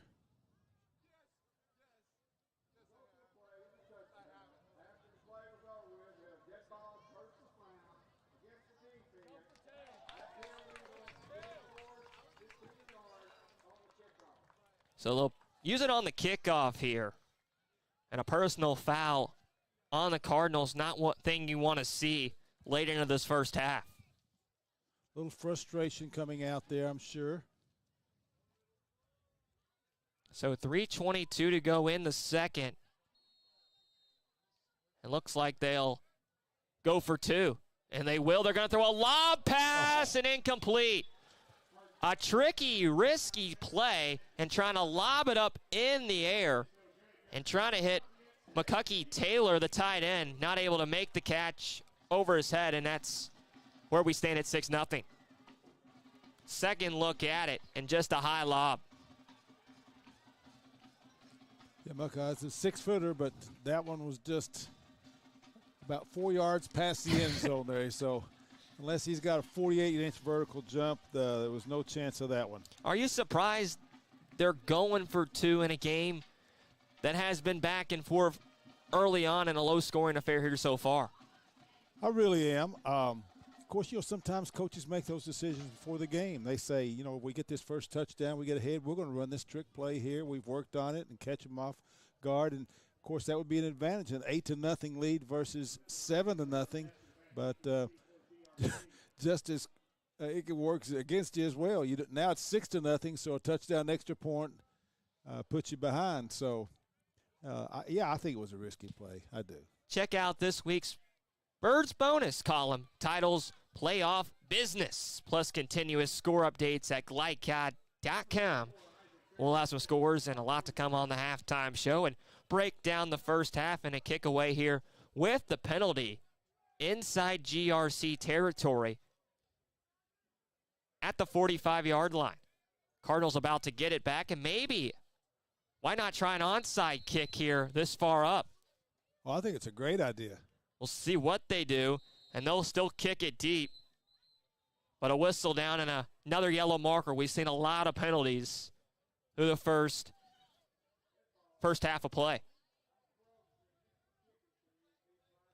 And a 5-yard penalty, somebody left early for Lafayette. I think if you analyze most kickoffs, almost every time somebody's about a step off bounds, I think it's like the phantom tag at second base. I think sometimes they just let it go. But that must have been a little more egregious than normal. We've seen a lot of penalties through the first half of play, and with 3:22 left here in the second, 6-0 ball game. And GRC about to get it back.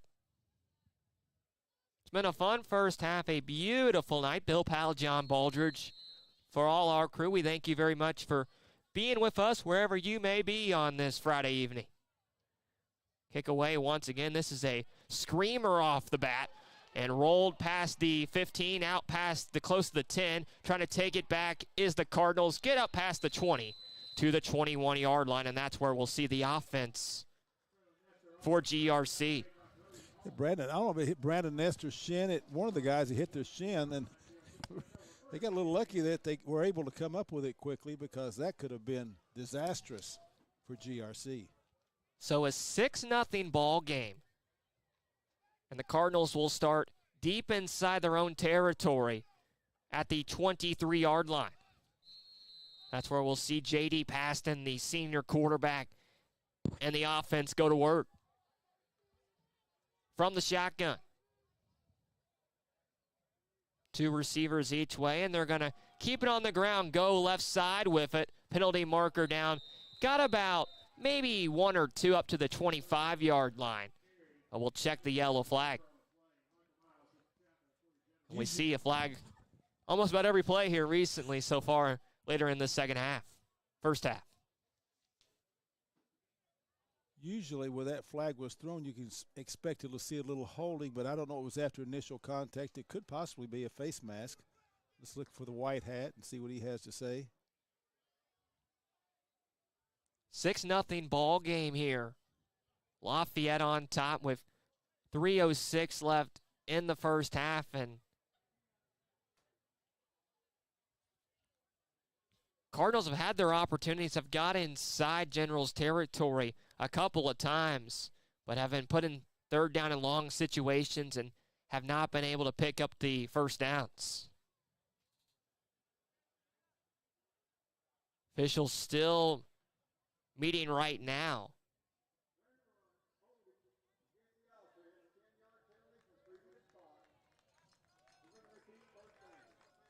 And they'll push it back after a 10-yard holding penalty. So now backed up to your 13-yard line after a 10-yard penalty, and it's 1st and 20. Paston will take his team out of the huddle and towards the line of scrimmage. From the shotgun, once again, running back next to his hip, over to the left. And they're going to go on the ground up the middle with Paston, trying to push forward. The big body of J.D. Paston, 6'2", gets about 3, and it's second and make it 17. Yeah, you've got to wonder what Coach Chigaro's idea is here going in with these last 2.5 minutes. If he wants to try to score or just maybe just dig out of this hole a little bit and not leave the Generals in good field goal, but in good field position. I'm surprised he hasn't opened it up is what I'm trying to say here and move the ball down the field and see if he can make something happen before halftime. Well, all 3 timeouts for Lafayette. Cardinals with 2, and they're going to go on the ground once again, going right side, end around, breaking past tackles, and almost had more there. Got tripped up around the 30 and got about half of what he needed for that first down. End around and trying to break it out right side was Sam Clements again. You talked about guy who can run the ball, has played quarterback, defensive back, and the senior, very versatile for this Cardinal attack here tonight.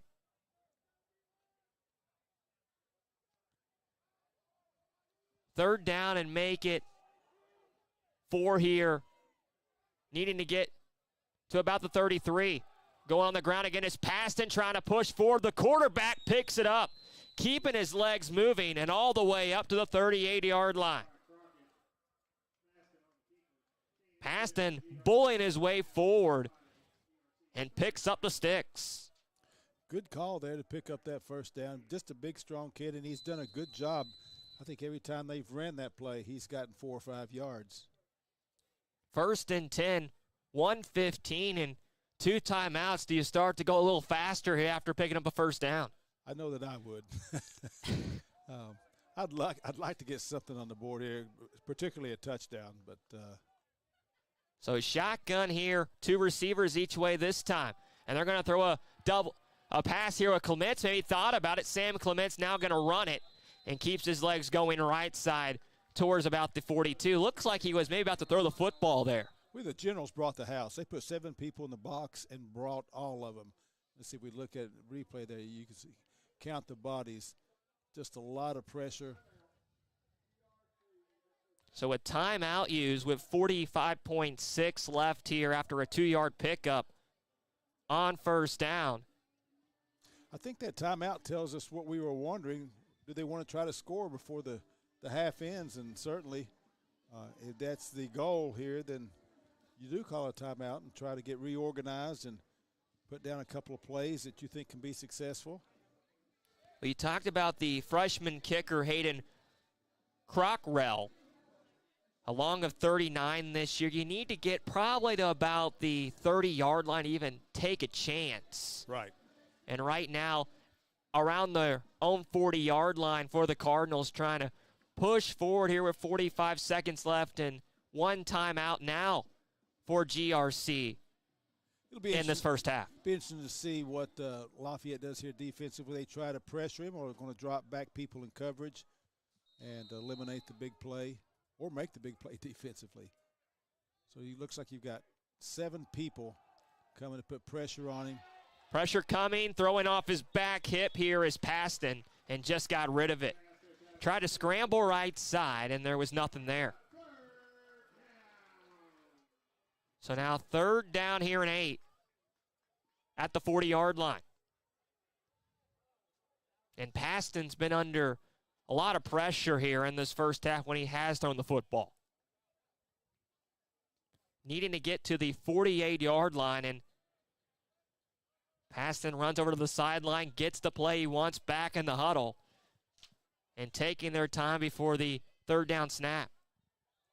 So, see, this time we're looking at 3 guys on that defensive front. 3 out to the right, 1 to the left for the receivers here. Paston throws over the middle, incomplete. Had a man at the 49, looking for his target in John, and not able to bring it in. And now it's 4th down. If we look at this replay, I want to see if it confirms what I was thinking. It looks like a wobbly pass. And with 30 seconds left here, do you punt it away or leave the offense on the field? You know, they've really not punted the ball very well. And it's one of those things, you know, you have confidence in your snapper getting a good snap and getting a good clean punt off, and looks like, nope, that's not what they're going to do. They're going to go for it here. Of course, we could see a quick kick here as well. Paston from the shotgun. He will do a quick kick and punt it away and taken back at the 32. Running right side with it past the 40, getting past the 45 and hit hard at the 46 with 19.5 to go here before halftime. Yeah, I think that was Jeremiah Israel that made that hit on the sidelines. Nice play for young guy there. Good punt by Paston, but plenty of hang time to bring it in, and a good return by Taylor for Lafayette. And now 19.5. Do you try to go down the field and get in field goal range here? Well, you take a shot. Why not? You take a shot. You know, and I said that was Israel. That was actually Clements that came and made that stick on the sidelines there. So, you know, the good thing about the quick kick is you take away or you lessen the chance of a bad snap making a difference. Lafayette with all 3 timeouts and a 6-0 lead here right before halftime. Moving it left to right. Football on Glycat on this Friday and a kneel down, and that will take us to the locker room. It was a fun first 24 minutes. We'll come back, look at the halftime stats, get you set for the second, and look at some scores around high school football on Glycat. 6-0 Lafayette at the break in Lexington.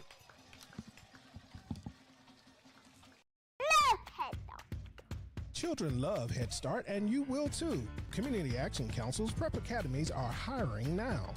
Head Start is an early childhood education program for children from birth to age 5. Help us give more children the Head Start advantage. Teacher, what are you waiting for? Join our team of dedicated education professionals. Apply online today at comaction.org. What are you waiting for? At Don Franklin, we're about more than just selling cars. We're about families, generations of them. Founded by my parents in 1968, we've been here growing alongside you. From the first family car to the newest model for the next generation, our values of trust, care, and commitment are in every handshake, every deal. With over 5,000 vehicles to choose from, check them all out at DonFranklinAuto.com. Don Franklin, driven by family.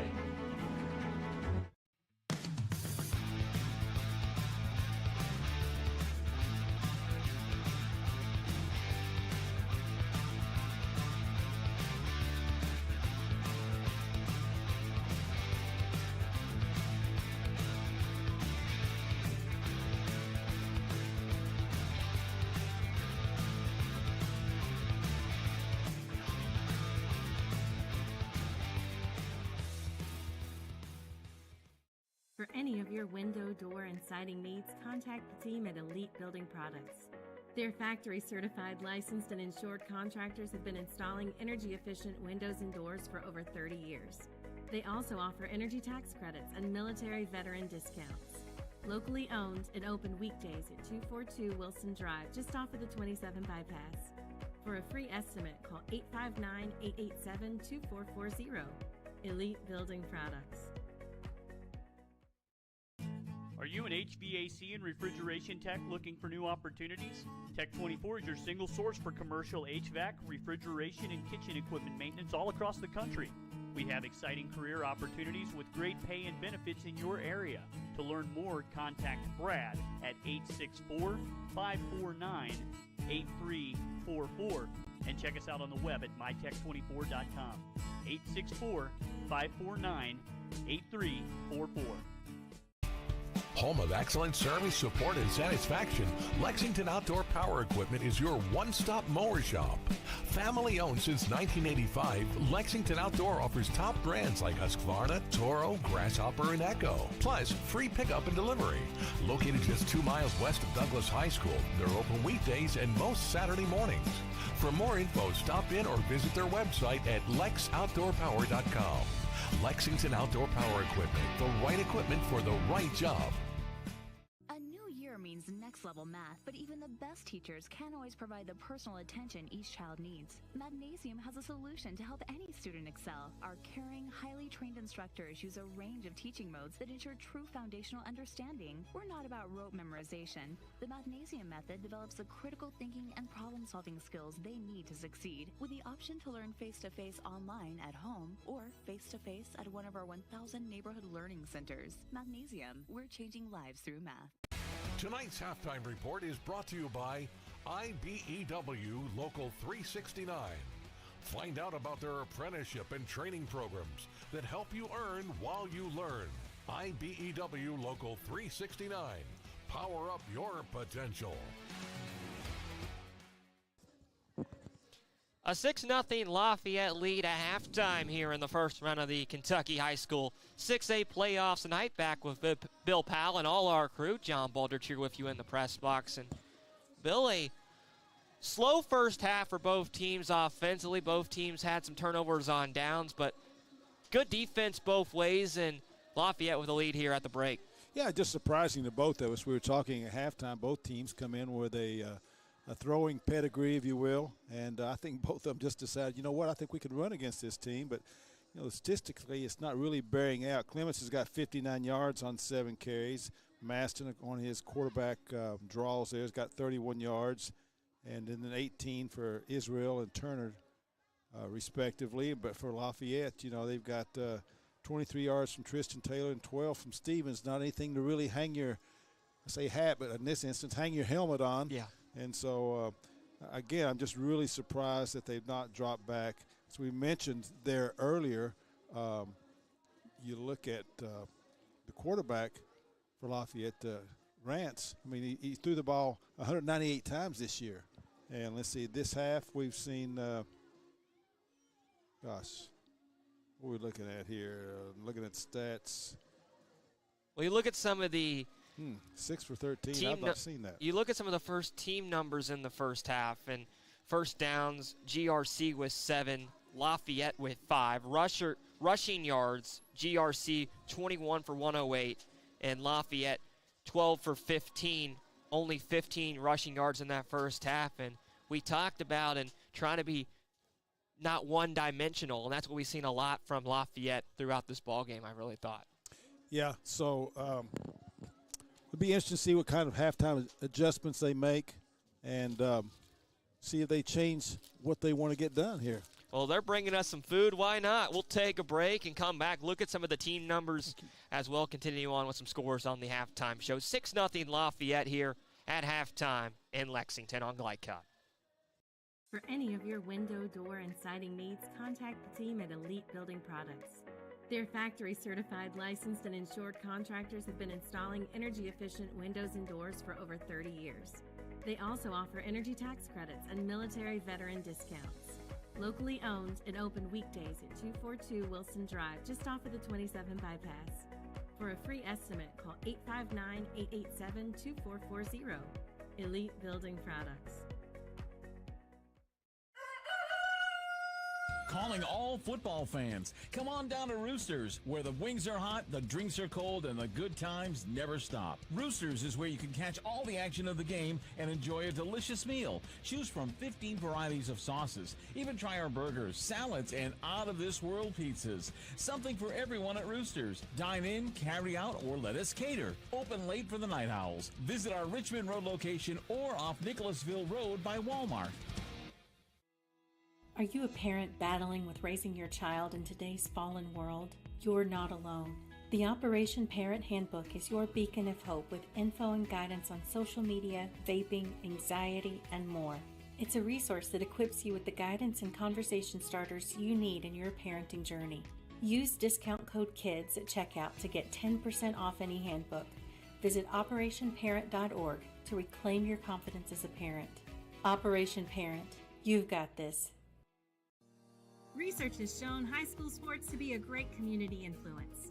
Join scores of local businesses that have partnered with Glycod in sponsoring live, hometown-oriented sports programming on our video and social media platforms. For more information, email info@glycod.com. Let's get real. For a lot of people, 4 years of college might as well be a million. With us, you can get a certificate in a matter of months and start a career right away. College for the real world. College for your world. With Fast Signs, create custom deep sea signage that makes the wait a visual escape. Fast Signs, make your statement. We're here to hear what's on your mind. Take this time to talk and get it right. You know I'll be there all your life. When you need me, I'll be by your side. Little everyday conversations about the dangers of underage drinking can make a big difference in a child's life.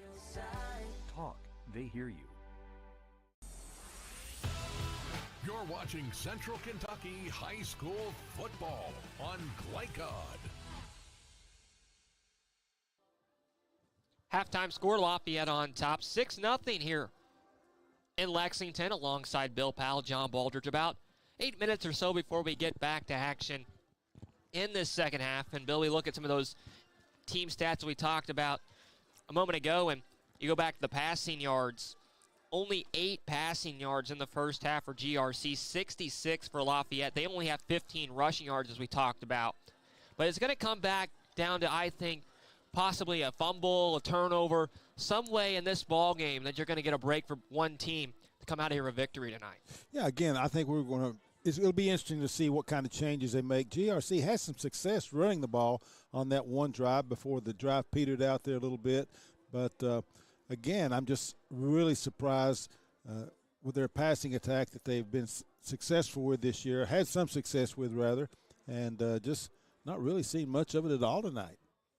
Tonight's scoreboard is presented by Community Action Bank Council, helping people, changing lives. It's been a fun first half. A lot of high school football taking place on Glycod tonight. You can check out all the games at glycod.com and some of the scores from those games. Here, it's a fun ball game we've had so far. And the Magnesium Scholar Athlete of the Week has a lot of great names you could talk about.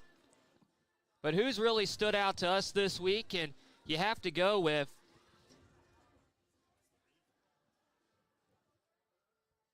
the Scholar Athlete in Matthew Harden. A very good GPA, 4.4. And as you mentioned, coming on in tonight, turning 18 years old. Yeah, I was going to say it now. Someone mentioned to me it's his 18th birthday, and he was 2 tackles away from tying the all-time tackle record here at Lafayette. And I'm looking down at the stats here, and I see where he's got 4 tackles. So he's got 2 solo and 2 assists, where the 2 assists kind of half one apiece. So that gives him 3. So according to what I was told before the game, that gives him the all-time tackling record. So kudos to him on his 18th birthday. And I'm sure that he would rather his team have the win and but they still got a shot at that. It's a tight ball game, and anyone's got an opportunity to win this one. Well, Matthew Harding came in tonight with 62 solo tackles on the year and had 21 tackles last week alone, 10 solo, and has been a key leader in his senior year. You know, we've called games all year, and 100 tackles is the highest I've seen in any statistics. And then he's got 14 tackle for losses, and I think that's because he just does so well coming in off those stunts and doing a good job there. He's got 6.5 sacks, so just apparently it's the kind of kid you like to have on your team, a good hard-nosed football player, but also a good student. We'll get into the keys going into the second half when we come back and get you set for the second half of play. But what are both coaches telling their teams in the locker room after a slow first quarter, first half we've seen from both teams? I think both of them will tell me the exact same thing. Guys, we just got to go out and execute. We've got to stick with our game plan here. We've had a few breakdowns, and I'm sure the coach will point those out, some blocking miscues and maybe some coverage things that they could mix up a little bit. But, either team that comes out and executes has got a great shot of winning this game. Well, it's 6-0 Lafayette right now. They went for two, didn't get it. GRC's had their chances, and we'll come back with 24 more minutes to come. We continue to roll on in the halftime show. It's a 6-0 Lafayette lead at home in the first round of the Kentucky High School Football Playoffs on Glycat. New year means next-level math, but even the best teachers can't always provide the personal attention each child needs. Magnesium has a solution to help any student excel. Our caring, highly trained instructors use a range of teaching modes that ensure true foundational understanding. We're not about rote memorization. The Magnesium method develops the critical thinking and problem-solving skills they need to succeed, with the option to learn face-to-face online at home or face-to-face at one of our 1,000 neighborhood learning centers. Magnesium, we're changing lives through math. Central Kentucky Driving School is raising the bar in driver education because the safety of their students is too important for anything less. Offering driver training for teens and adults, Central Kentucky Driving School will equip you with the skills needed to become a safe and confident driver.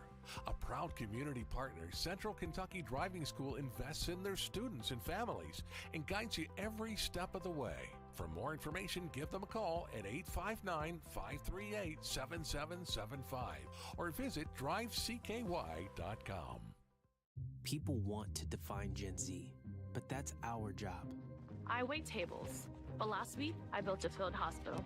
I put out a forest fire. I stopped 1,000 attackers. And a natural disaster. I've saved lives. And led a team on patrol. I serve. Well, I go to school full-time. While I work full-time. The greater the challenge, the stronger we become.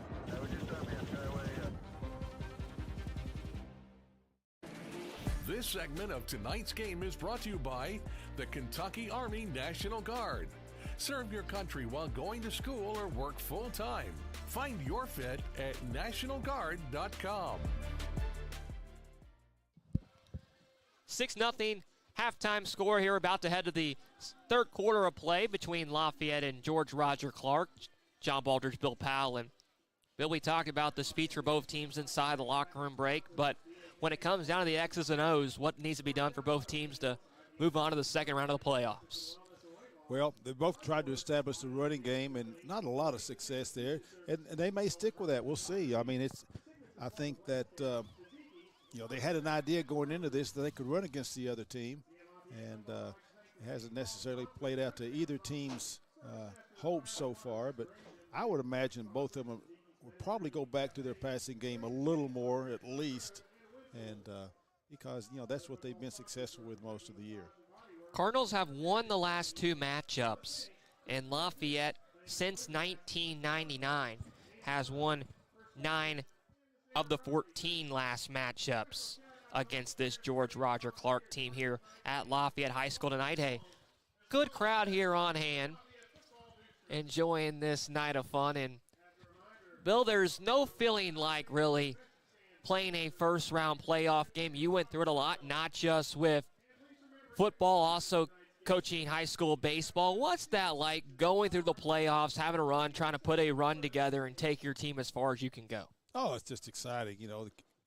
Everything goes up a notch, another level, and it's just an opportunity to all those hard hours that you put in the off season, and of course throughout the season, get a chance to capitalize and make hay on it. And so it's a great time. I will say this: whoever wins this game will face Douglas next week, and so you certainly want to try to get this one under your belt.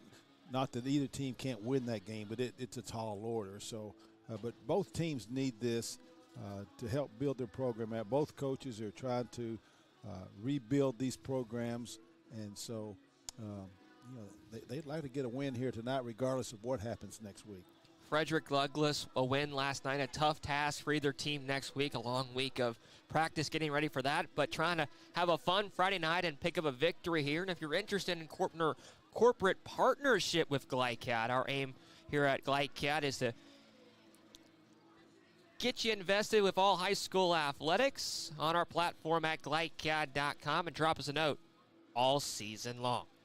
6-0 the score, and first round action here. We talked about both teams coming off different spectrums. Meanwhile, for George Roger Clark has lost their last two. For Lafayette has won their last two. George Roger Clark giving up 87 points against Franklin County and Douglas in their last two games, have been outscored 87-17, but have played very well in the first 24 minutes. And do you continue to go with the run attack or try to open up some more here as we get into the third? Well, I don't know this team like the coaches know this team, and I never really try to second guess a coach who spends day in and day out with his team and knows a little more what they're capable of doing and what they can't do. So, but I'm just looking at their statistics, and statistically, I would think that they would want to try to go back to the passing game a little bit and see if they can find some success there. But we'll see what they decided to do here in just a few minutes. About to get it started here in the second half. Lafayette comes in 6-4, GRC 4-6, and it's the first 6-win season for the Generals since 2016, where they went 10-2, trying to win their first playoff game since 2016. GRC, under their fourth-year head coach Joe Cherico, are 0-3 in playoff games. We're ready to rock and roll for football here in this second half. We thank you very much for being with us. For all our crew, a beautiful, excellent, picture-perfect Friday night here in November in the state of Kentucky, and two teams trying to advance to take on Frederick Douglass next week here in Lexington. And GRC will get the football to start the second half. Lafayette will kick it away. They went down the field, got a big pass all the way down to the 1-yard line, 17 yards to Jackson Stevens. We're able to punch it in from 1 yard out on a QB keep by Rance Payton. The only score of the ball game, went for two, didn't get it. And that's where we stand, 6-0. 12 minutes on the clock, and we hope you enjoy the second half. Let's get it going. And the kick from the 40-yard line.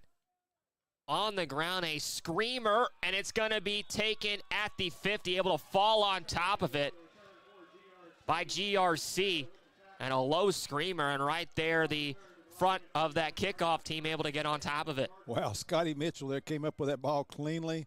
He's a 6 foot, 175-pound sophomore, and nice job there. That could have been trouble if it ricocheted off. But nice job with him coming up with that ball. Well, you mentioned Scotty Mitchell, the sophomore 175, one of the leading tacklers on this GRC team, and gives a chance here for J.D. Paston and the offense to go back to work. The senior quarterback from the shotgun. Two receivers each way on first down. He'll take the snap from the 49 and goes to the middle once again, trying to push forward and gets down to the 45. That time it was the ball carrier and Sam Clements, and gets 4 yards. Yeah, not a good way to start on the snap right there. Let's look at it again. We're going to get it off in time or not. They're going to run a quick play here. Clements taking the snap there. Yeah. We mentioned it's like it hit his leg. has been a running back a lot, but also a quarterback on this team. And they're going to go on the ground. Clements drops it, falls back on top of it, but a loss here, able to get it back, gets to the 48, but nothing more. Okay, so we had a low snap on the ground, and then we had a high snap there where Maston had to leap up and get it, and we didn't get a clean handoff there. So just not a great start for GRC here to start this second half. See that? He gets it. He didn't make a pocket. It's like he did not expect the ball. Well, that was Sam Clements once again taking the snap. Number 7 out there, the quarterback in his senior year, 5'11", and a loss of a couple, and it's 3rd and 8. Need to get to about the 40-yard line. Clements takes the snap, looking, scrambling off his back hip, and flings it out of bounds. So no J.D. Paston, and Clements gets rid of it, and it's 4th down. Well, the fact that they put Clements back there tells me one thing. They're going to want to try to throw the ball more. Clements is their better passer. He completed 20 out of 36 this year for 2 touchdowns, and so a source good for GRC told me that, you know, if they really need to throw the ball, look to see him in there at the quarterback position because he's just a more accurate thrower. Of course, he was on skates that time, and so didn't really have any opportunity to plant and make a good throw. Well, that low onside kick like chance makes a 4th down and 8 inside Lafayette territory. Clements will kick it away, though, and it rolls past the 20, down to the 10, trying to stop it, and not able to. It rolls into the end zone. Almost get a hand on it there was Cam McAlphin at the 1, but it rolls in for a touchback. So we'll give it back to Lafayette. We'll take a timeout. 6-0. General's about to get it back here in the 3rd on Glycat. Bold impression when you show up in a new Kia from Cardtown Kia. Save $4,250 off a new 2024 Kia Sorento or lease for $279 down and $279 per month. At new 2024 Kia Fortes, just $229 down and $229 per month. Or save more with rates as low as 0.9%. And don't forget our 10-year, 100,000-mile limited warranty. Give them something to talk about in a new Kia from Cardtown Kia and CardtownKiaUSA.com.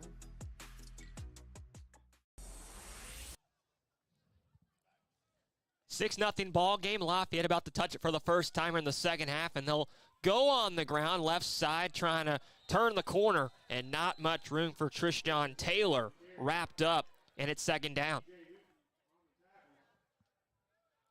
Good job by that defensive edge by the Cardinals, able to rush to the ball carrier. Yeah, they kept their typical defense there has 4 linebackers, and that outside linebacker will play the flat or have contain, and he just did a real nice job of stringing it along and not letting that guy get the corner on him. Under 10 we roll here in the 3rd. And a 1-score ball game, 6-0. Generals with the football at their own 18-yard line.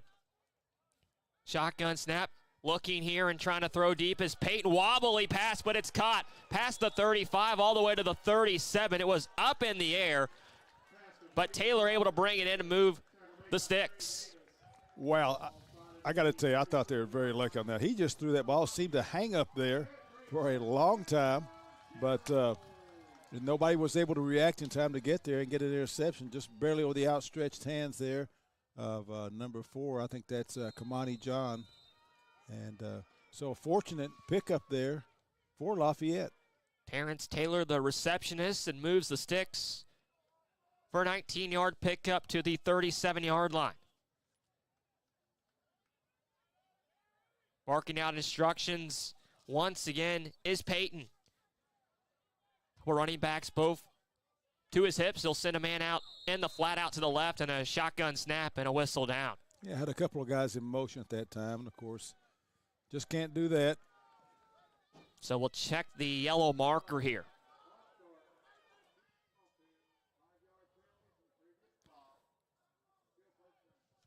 That will back it up. And confusion there on that offensive line. A lot of moving parts there on 1st down. So 1st and 15 back at the 32-yard line now. And if you're the Cardinals, you're just looking for anything possible to really build some confidence right now. Haven't had a big play on the defensive side. Trying to get one here. Payton throws off his back hip. Wobbly pass once again, and it's incomplete. Gino, the intended target, their leading receiver out there with the most catches coming into tonight. It's second down. Really just a little over his reach right there. Not a terrible throw. Had an opportunity to complete that. So from the 32, 2nd and 15 from the gun once again, and a whistle, and looks like we'll have a jump here on the defense. Believe someone jumped off sides, and they did. So that will push it to 2nd and 10. And another look at it there. Looks like some of Coach Krzyzewski's basketballs, a little flop right there, a little contact, and he just fell back. Getting ready for basketball season. Just had my first game with the Xavier women's team this week. Lightcat has basketball in December. All high school sports rolling along here later in the year. Throw over the middle, caught this time.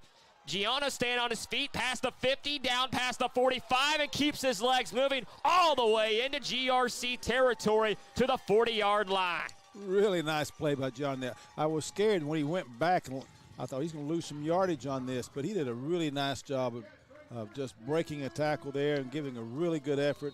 If you look at it here, you'll see the pass. He drops back, nice throw.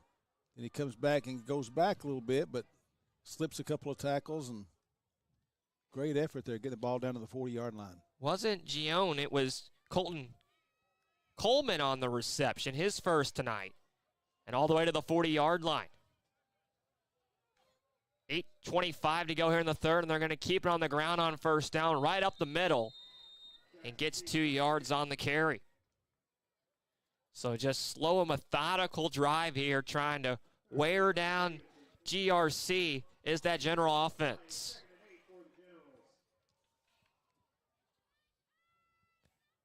6-0 score, and we've seen all 4 backs tonight and some more from that Lafayette ground attack. Open it up now here in the second half, and 2nd and 8 at the 38. 3 out to the right, 1 to the left, and they're going to throw it here. Scrambling left, throwing off his back hip. Got it complete past the 36 down to the 34. And it's brought in once again, this time by Jackson Stevens. So nice play by the quarterback in Payton, able to keep his eyes downfield and brings up about 3rd and 6. Good job of getting rid of that ball there. It looked a little bit like Patrick Mahomes there, just sort of winging it. A nice catch there. 7:10 to go here in the third, and a big third down and chance to get off the field for the Cardinals. Probably 4-down territory. Shotgun snap, Payton throws once again, quick out of his arms, and it's batted down. A nice play by Daniel Kubikin to smack it down and bring up 4th down. Yeah, he was on him the entire time. I say on him, I don't mean that there was any interference. He was just closely guarded. And I think that's one of those situations where the quarterback has his mind made up who he's going to throw it to. GRC will use a timeout here. And a 4th down coming up with 6:56 to go in the third, and Bill a chance to get off the field if you're the Cardinals, and a big play here upcoming. GRC needs this. And they've got some defensive players that have really stepped up here. Striker Davidson, who's made some big plays for us tonight. I understand that he is getting some interest from some MAC schools, Ball State and Marshall and Akron, and Louisville has also shown some interest. And also I think Cole Rose. And he's a big body, 6'4", 225, and he's getting some looks from some of the same schools. And so no offers, but certainly some interest there for both those guys on the GRC defense. Rance Payton, a verbal commit to Kentucky for baseball. You coaching high school baseball, also coaching high school football. Do you approach a guy who plays 2 sports and as your quarterback also a little differently at all the way you would coach maybe who only guy plays one sport as a quarterback? Oh, as a coach, college coach, obviously you want a guy that's a multi-sport athlete. But you know, when I stopped coaching football after about 15 years and just coached the baseball team, I was nervous the entire fall. And a whistle down on 4th and 4, and we may have had a jump here on the Cardinals. Because all your skilled players in the football team were my baseball players. So we had, the quarterbacks, the receivers, the backs, and so every time somebody goes down, you're like, don't land on that right shoulder. Get up. Make sure he's okay. And you're nervous the entire football season. But once they come through it, it's a benefit for them to play multiple sports. So a big penalty. Thought it might have been a jump on the Cardinals, but a false start on Lafayette, and makes it long now here at 4th and 9, back at the 41-yard line. Take the snap, Peyton. Gonna fling it away, gets it away, trying to break past the tackle, has the first down. What a cut back inside by Stevens to keep the drive going. Nice footwork there by Jackson Stevens. He is really elusive. You look at the play here again, just a little dump. There it is. Jab step and gets by him, and all the difference in the world. So able to get the 9 yards and keep the drive going here for Lafayette. And now going to take their time with a 6-0 lead and moving the football. Beautiful night we have on hand here in Lexington. Peyton going to take the snap, gives up the middle, and not much room this time. Wrapped up, trying to get back the line of scrimmage, and nowhere to go. Nice job by that GRC defense there. Okay, I've got we get time here. You're a big baseball guy, so I've got a baseball question for you. Do you know of anyone from GRC that ever played in the major leagues? Bill, I don't think I do. Okay. Matt Ginter played, I think, for 8 years for the Chicago White Sox and maybe for the Tigers, but I know bulk of that career was for the Chicago White Sox. So their little pass in direction going left side and nowhere to go, maybe a loss. And once again, the Cardinal defense read it well.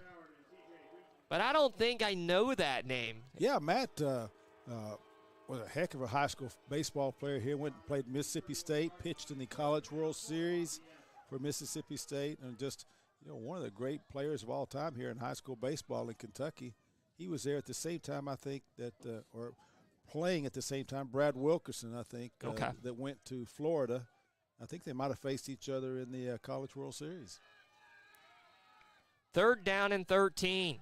Peyton looking right side, and it's intercepted. Taken back by the Cardinals. Past the 35 and tripped up at the 37. But we talked about big breaks, and right there, John able to bring it in and give GRC the football back. A little bit of an errant pass there, and John was the beneficiary of that. You'll see the plant and throw, and just really not in any one particular's direction, it seemed. And so big break for Kamani John and the GRC Cardinals. So we'll see Sam Clements once again making his way back out. Took the first drive for the Cardinals here in the second half, after we saw JD passing at quarterback the whole first half for GRC. But Clements under center from the shotgun as the train goes on in the distance and up the middle up to the 40-yard line for a 3-yard run. Are you surprised to see them use so many different quarterbacks late into this ballgame, as it looks like Clements is going to run over to the sideline now, maybe just trying to get the play, and it looks like he is, but changing up quarterbacks as you head to the third quarter? Well, I just think they feel better about him passing the ball, and I think they're going to want to try to open it up a little bit, and maybe that's what their thinking is. 4:14 to go here in the third. They're going to go in around right side, trying to move forward is Israel, and about 2 yards short. Got about 5 of the 7 he needed on second down. Yeah, on the roster here, it says he's 5'8", 135. Little light in the pants, but I'll tell you what, he's so fast and so elusive that he's nice to have on that field and get him the ball in space. Well, we thank you very much for being with us tonight. We know everybody has Friday evening plans and spending here on GlideCat wherever you may be. 3rd down and 2. Need to get to the 48. And they're going to go up the middle once again with Clements. Looks to be stopped. Did he get there? Got about 1. Kept his legs going. But it's going to be 4th and short. Yeah, he's just about half a yard short. And now do you even bring a bigger set in here, maybe do a tush push, as we've seen with the Eagles sometimes in the NFL this year. You need that 1 yard. 3 minutes left here as the clock runs under 3 here in the third quarter. Down a touchdown. Yeah, you could do what Kentucky does when they bring in Wimsatt there and a bigger, better runner at quarterback, and they run him out of that Wildcat formation. But they'll go shotgun.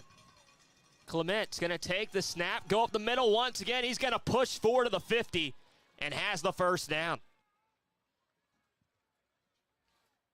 So Sam Clements keeps the drive going for the Cardinals. And right up the middle on back-to-back plays to move the chains. And quickly back the line of scrimmage. Clements, empty backfield this time.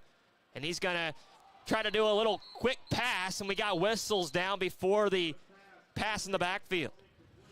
Sort of an odd-looking shuffle pass is what it turned out to be, and that turns it, since that makes it a pass, it's just incomplete, which they are very lucky with that. But that's one of the benefits of running that type of play. If you do bobble it and you do lose it, then you don't lose the ball. Trey Davis, the target there on first down, and that is when you stand about 6 or 7 yards off the ball, you can fling a little forward a couple yards, as we saw there with Clements on first down. 2nd down and 10.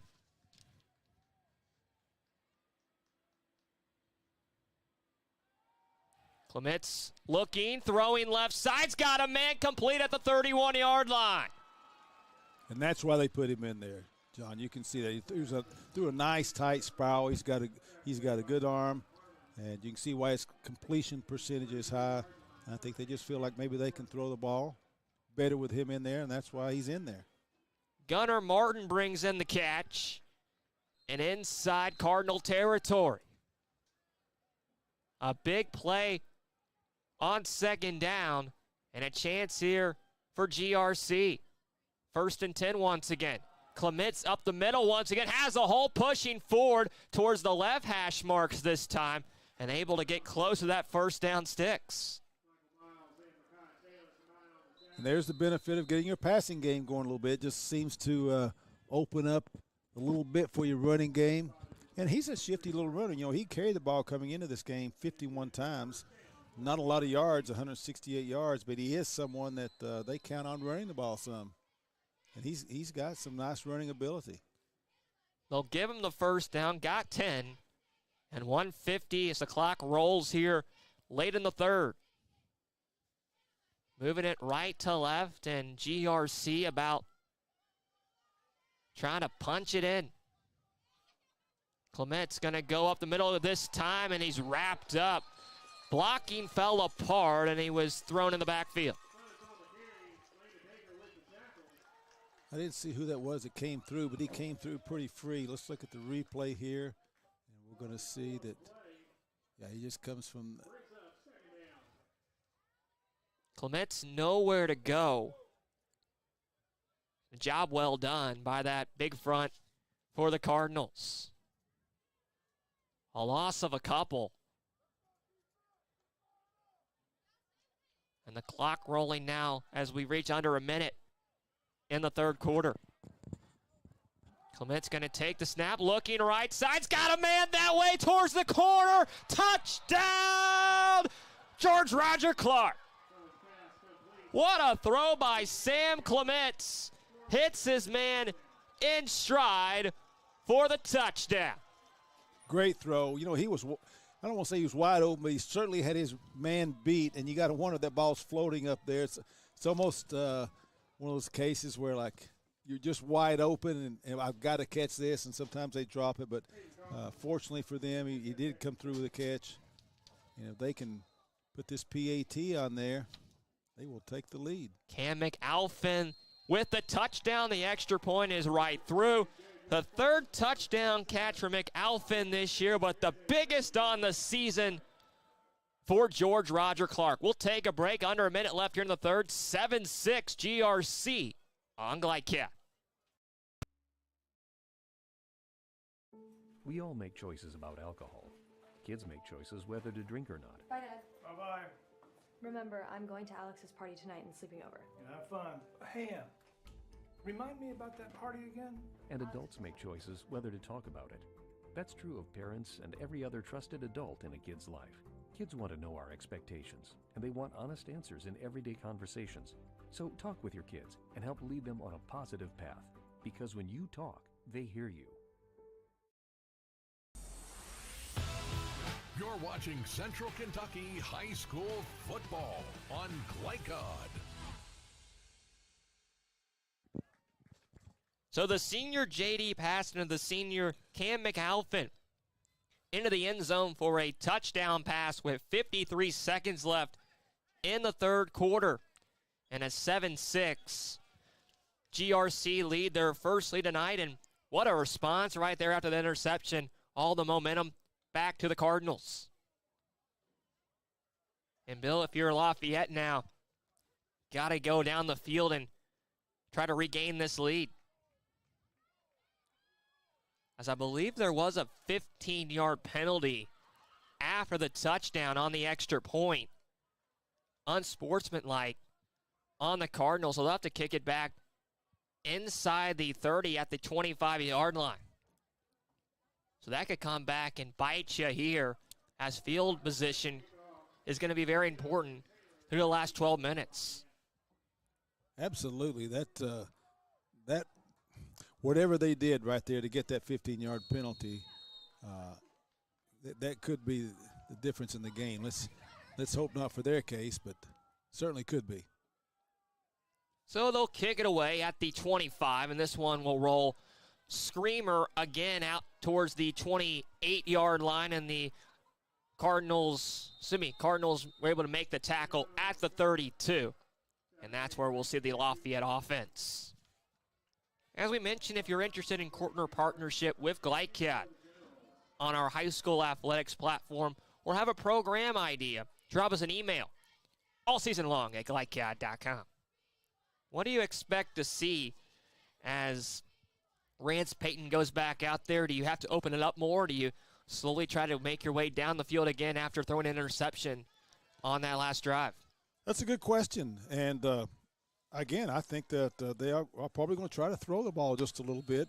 Maybe not necessarily throwing the ball down the field per se, but just little short passes, slants, maybe some bubble screens. Payton going to take the snap, throws right side, and it's incomplete. And there you go, first play, slant. Actually, he did bring it in. I thought he dropped it at the 41, but has a 5-yard reception. Nice catch. It looked like a little low there. He did a nice job holding on to that.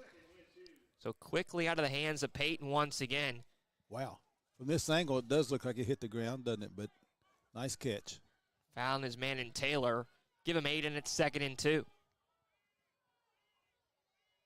Two wide receivers lined out towards the left side, a man in motion that way. Payton going to scramble out left side, hits the man in the flat over left side, and maybe got back to the line of scrimmage. Not much more. That was Taylor, and it's for 3rd down. And that should be the final play of the third quarter. So a 3rd and short upcoming as we have 12 minutes left here at Lafayette tonight in Lexington. GRC trying to advance to the second round and have a 7-6 lead on Glycat. Let's get real. With us, you'll get a great education that can lead to a great career faster. Even better, you won't end up with crippling debt. College for the real world. College for your world. People want to define Gen Z, but that's our job. I wait tables, but last week I built a field hospital. I put out a forest fire. I stopped 1,000 attackers. And a natural disaster. I've saved lives. And led a team on patrol. I serve. Well, I go to school full-time. While I work full-time. The greater the challenge, the stronger we become.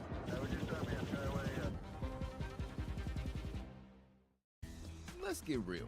You could go to work right after high school, but spend a little time with us and we'll give you a better chance to do more, be more, and earn more. College for the real world. College for your world. You're watching Central Kentucky High School football on Glycod. Fourth quarter action, a big 3rd down and 2 upcoming for Lafayette, trailing by a point, 7-6 in this first round Kentucky high school football playoff action here on Glycod tonight. Rance Payton back out there with Bill Powell, John Baldridge, and the press box here in Lexington. And 12 minutes on the clock, 3rd and 2 from the 41. Need to get to the 43. Payton off his back hip, the lefty throws. Got his man in the flat past the 45 and in towards GRC territory, all the way to the 49-yard line for a 10-yard pickup. So that will move the sticks for the Generals and keep the drive going. Once again, as we've seen a lot in the second half, quickly out of the hands there of Rance Payton.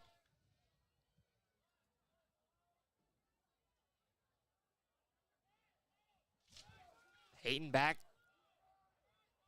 to the line of scrimmage from the 49. Shotgun snap. Looking. Pressure comes, going to have to scramble away. Loses the football. Falls on the deck, and who's on it? GRC is. The Cardinals drop on it at the 40-yard line. And great field position and a costly mistake for Lafayette. A change of events here late into this ball game. Nice job there by the big guy reaching out and swatting that football down. And if GRC can capitalize here and take it in and score, really puts Lafayette in the bind here with the offensive production they've had so far tonight. So back-to-back drives, an interception, now a fumble by Rance Payton. And back to the Cardinals. You go back to going for 2, not getting it. Could be a tie ball game right now, but a 7-6 GRC lead, trying to get some more. Snap taken here by Clements, throwing deep. Left side's got a man and overshoots him. Able to get a hand on it, but not able to bring it in around the 10-yard line. And plenty of time for Clements, looking for Gunnar Martin, and it's 2nd down. It was really a nice throw. He started slowing up, trying to extend his arm to catch the ball. I think if he'd have kept running, the throw was really right on the money. See this here? He just sort of chops his steps a little bit and then realizes it's just too far. But he put that ball on the money. Good throw. Clements has looked well in the second half. A big touchdown pass to Cam McAlphin, and almost right there, a beautiful throw. 2nd and 10. Throwing out left side's got a man that way. Close the sticks, trying to keep his legs going and get to the sticks. And got about 8 or 9. Bringing in the catch was John, and it's 3rd and short. Yeah, they're in 4-down territory here, so we'll need to see Lafayette to stiffen up here if they want to avoid falling behind by another touchdown. Plenty of time once again for Clements. They give him 8, and it's 3rd and 2. 10 and change as we roll here in the 4. At the 32, need to get to the 30. They're going to keep it on the ground. Clements got blockers. The quarterback's going to keep it left side and has the 1st down. Got a flag on the field, John. Probably holding would be my guess where that flag was thrown. Check the marker, and this could be a big one here. Yeah, it's they're brought walking back, yeah. So that will make it 3rd and long after picking up the third down. And Lafayette needing to get out the football field. And an offense for the Generals that hasn't done much in this second half.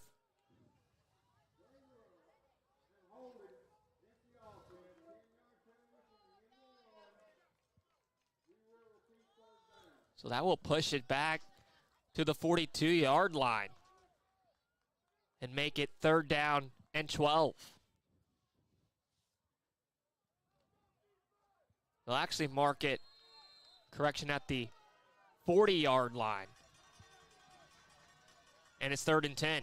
Clements looking, scrambling right, heaving, caught that way, and what a catch. Brought in by John, right at the sticks. Did he have enough? Right on the sideline towards that Lafayette sideline, and able to just get his feet in and hang on. You've got to give credit to both the quarterback and receiver there. John, of course, makes a great catch on the sidelines there, and a nice running throw by Clement.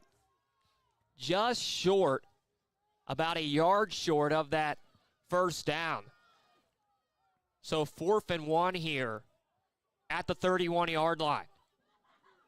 Looks like they're going to bring J.D. Paston back in here at 4th down. I'm guessing quarterback draw, or just. Well, Paston 6'2", 215, a lot of size. We'll see what they do here. Right up the gut, they're going to go up the middle. It's going to be close. Looks like they just got there. Needed to get to the 30. And looks like they have enough to move the sticks. The ball carrier. That is right on it. They're probably going to measure this. I thought the spot was just a little short. I thought GRC.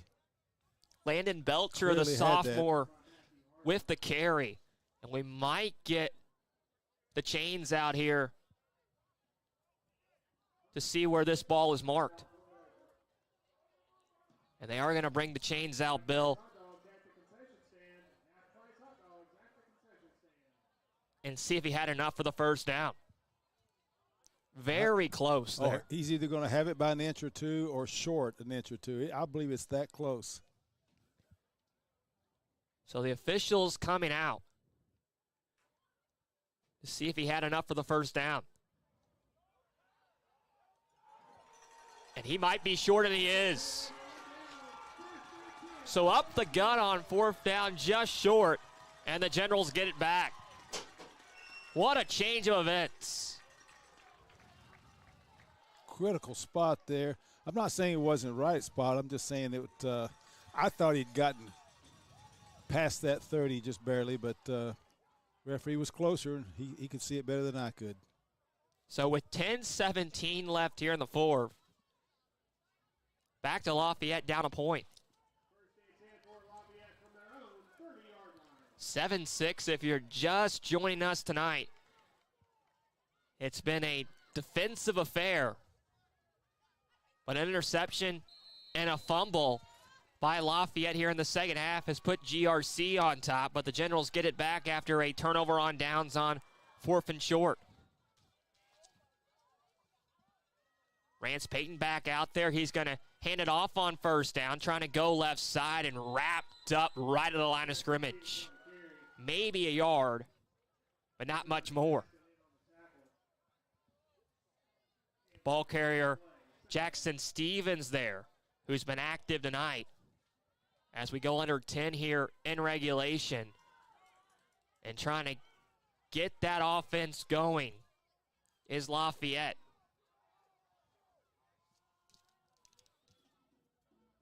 Payton looking over to the sideline after a 1-yard pickup, and it's 2nd and 9. It's taking a lot of time to get some of these calls in, John. And there's plenty of time left in the game, but they do need to get those in a little quicker. We saw J.J. Richardson in the first drive tonight, but since then a lot of Stevenson. Throwing deep, got a man to the 50, 40, 35, 30, 20, 15, 10, and wrapped up inside the 10 at the 9. What a throw by Rance Payton. Christian Giannio brings it in a long pick-me-up. Great call there, a little hitch and go. Let's watch it again. He gives a pump fake, And the cornerback, I think we'll see he bites on that just a little bit. There it is. What a throw and what a catch. And 1st and goal for the Generals. Trying to jump back on top here, and just what you needed. And once again, Rance Payton taking his time, looking to the sideline, getting the play from his coach and John Lawson. And from the shotgun. 3 receivers here on 1st down. They're going to go on the ground left side, trying to turn the corner, and not much. Jackson Stevens tried to turn on the edge and barely got back to the line of scrimmage. That's a tough play against this defense. You've got 4 linebackers there, and you got guys outside. It's tough to get an angle on. You can see the defensive end did a great job keeping contained, and then your outside linebacker stepped up, and it's just tough to get the corner on that defense. They mark it at the 9-yard line, and it's 2nd and goal. Payton yells out instructions, takes the snap, gives it off to Stevens in the flat, trying to break past a tackle, got to the 5, maybe the 4, and it's going to be 3rd down and goal. Quickly out of the hands once again of Payton, found Stevens, and now a chance here at 3rd and goal to get off the field. The way a couple of those defensive linemen came through at first, I thought it was a screen till I saw the replay, and they just came through and put pressure on. There was no screen intended at all. Now, we mentioned we don't know the distance on the Lafayette kicker if you can get to 4th down, but you would think the logical decision would be to kick the field goal, but of course trying to get a touchdown here first. Need 4 yards. Where the ball is now, it's really not much more than an extra point. And they're going to use a timeout. Rance Payton was yelling at the sideline, looking for the play, never got one, and they're going to have to burn a timeout here, their 1st in the half. We'll take a break. A big 3rd down and goal upcoming in this 1st round action on Glycad in a moment. On the road, call Martin's Peterbilt Mobile Service. Our 24/7 commercial roadside service, truck and trailer repair, and warranty service will have you back on the road in no time. Call us 24 hours a day, 7 days a week. Martin's Peterbilt, keeping you rolling. Glycon on YouTube is Kentuckiana's fastest growing high school sports video site. When you click to subscribe, don't forget to tap the bell and be notified of our upcoming live broadcasts and other unique video content.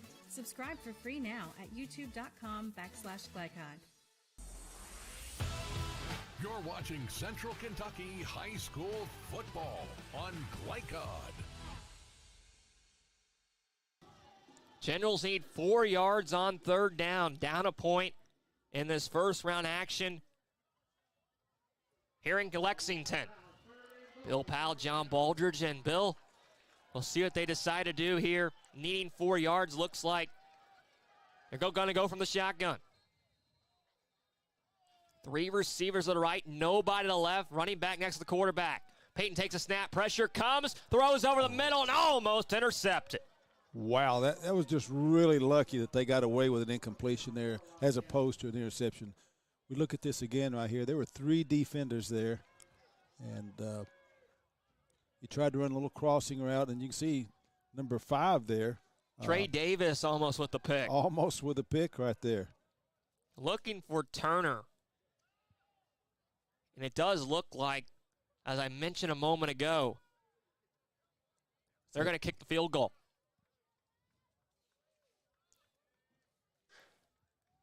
So they're going to bring out Jackson Grants.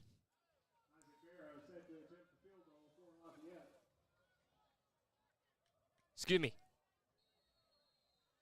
Isaac Barrow going to kick the field goal, the senior. And trying to give Lafayette the lead back.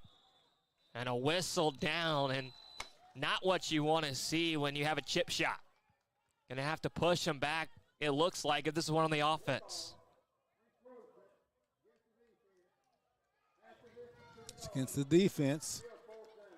And being 4th and goal, that will push it from the 4 to the 2-yard line. You know, in some ways you could say that doesn't really help them any because you just make the angle more acute now. Assuming distance is not a problem for this kicker. So this will be a 20-yard attempt from the left hash. The kick up, and it's blocked. Right there on top of it was GRC. They'll fall on it in the end zone for a touchback. Assuming they'll get at the 2-yard line, but Isaac Barrow, no time to get it off. I'm not sure what happened there. I'm going to look at the replay with everybody else, and we're going to see he just came off that corner. Oh, okay, I see that. It's always tough on your extra points, so you've got to block down. And what he did is he stepped out to get the one guy and allowed the other guy to come inside and get a hand on the football. So it will be a touchback. They mark it See at this? the 20-yard line. He steps out, and then the guy comes inside of him. But as you mentioned, a great job up there. Get your hands on it for GRC. Yeah, and I'm sure that GRC's worked on that. You know, you try to take that guy, force him to step out on, and then have someone come on the inside who's got a better angle on the kicker. 8:03 to go in regulation. Cardinals get it back at their 20. Under center here, and they'll have a big set in here on first down. And Paston going to take the snap this time, hand it off, and wrapped up in the backfield. Nowhere to go for the ball carrier and Sam Clements, who we've seen as a quarterback a lot in this second half. So Clements used as a quarterback, now here used as a running back and wrapped up back inside the 15. Almost a broken play when you look at that. It was like the belly second man, and the other guy is just not ready for it. And then Clements has to keep the ball, and there's nothing there for him. I wouldn't be surprised to see them throw a more controlled pass here, not necessarily throwing the ball downfield and putting it up, but maybe something that you feel better about controlling the ball on. Second down, throw in the middle by Clements, got his man. Something like that. Able to hang on and bring it in was Gunnar Martin and has the first down. Quickly out of the hands by the senior and Clements. Able to pick up 15 yards. He is a good, accurate passer. I've been impressed with him throwing the ball tonight. Up to the 31, and that moves the sticks. And now, Bill, you just take your time here if you're the Cardinals. Up a point. Just try to go down the field and methodically run this clock down. Absolutely. Milk it. Clements from the gun. He's going to flip it off towards his right side and trying to push forward, keeping his legs moving, breaking past tackles inside the 50, 30, 20, and wrapped out of bounds in the red zone, close to the 15-yard line. Wow. Trey Davis broke past a seam of tacklers and kept his feet in bounds down the sideline and all the way into Lafayette territory and towards the red zone. Well, it just, from our angle, it looked like he stepped out of bounds way back there on the 25 or 30-yard line, but he tight-roped it down there till he broke loose. Trey Davis's first carry tonight. And what a run, able to break through a seam of general tacklers. And looks like he kept his feet in bounds all the way, tight-roping that sideline, as you mentioned. And down to the 16-yard line. 190 pounds, not that easy to bring down. First and 10. Paston back in there. He'll take the snap and hands it off this time. Clements up the middle, pushing forward close to the 5-yard line. And looks like he has enough for the first down.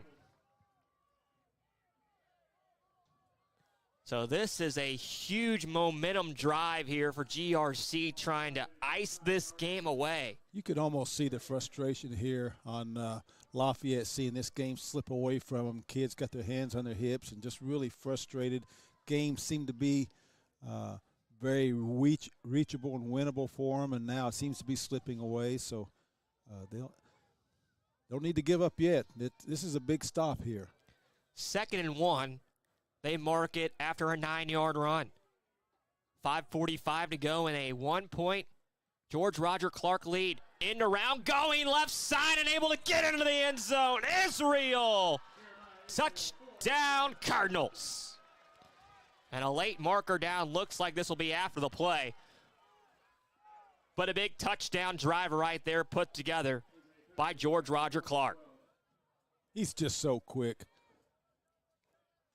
We'll check the marker. It's a 13-6 game now. Look, when you look at that 74 and double teaming there. I don't know who it was they were double teaming, but just great blocking from that offensive line on that. Great blocking. I believe it was an unnecessary roughness play. One of the offensive linemen falling on top after the play.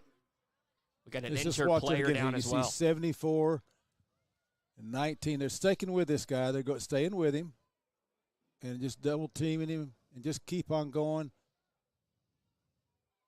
And if you check here after the play, you see 74 jump on top. I don't know how that's – I mean, he stayed in contact with him. It would really be hard to see exactly where you were. Your face is buried into his jersey, and it's not like you know where you are, and you're just driving. And, of course, what all offensive line coaches want, they want to see someone pancaked, but maybe he did. So the official certainly thought he did. So a 6-yard run by Israel, and another look at it. And okay, I see now. 74 just makes it a did a little belly flop there at the end on it. So 13-6 game. There is an injured player, so we'll take a timeout here with 5:35 to go and the extra point to come on Glycott. Don Franklin, we're about more than just selling cars. We're about families, generations of them. Founded by my parents in 1968, we've been here growing alongside you. From the first family car to the newest model for the next generation, our values of trust, care, and commitment are in every handshake, every deal. With over 5,000 vehicles to choose from, check them all out at DonFranklinAuto.com. Don Franklin, driven by family. You're watching Central Kentucky High School football on Glycod.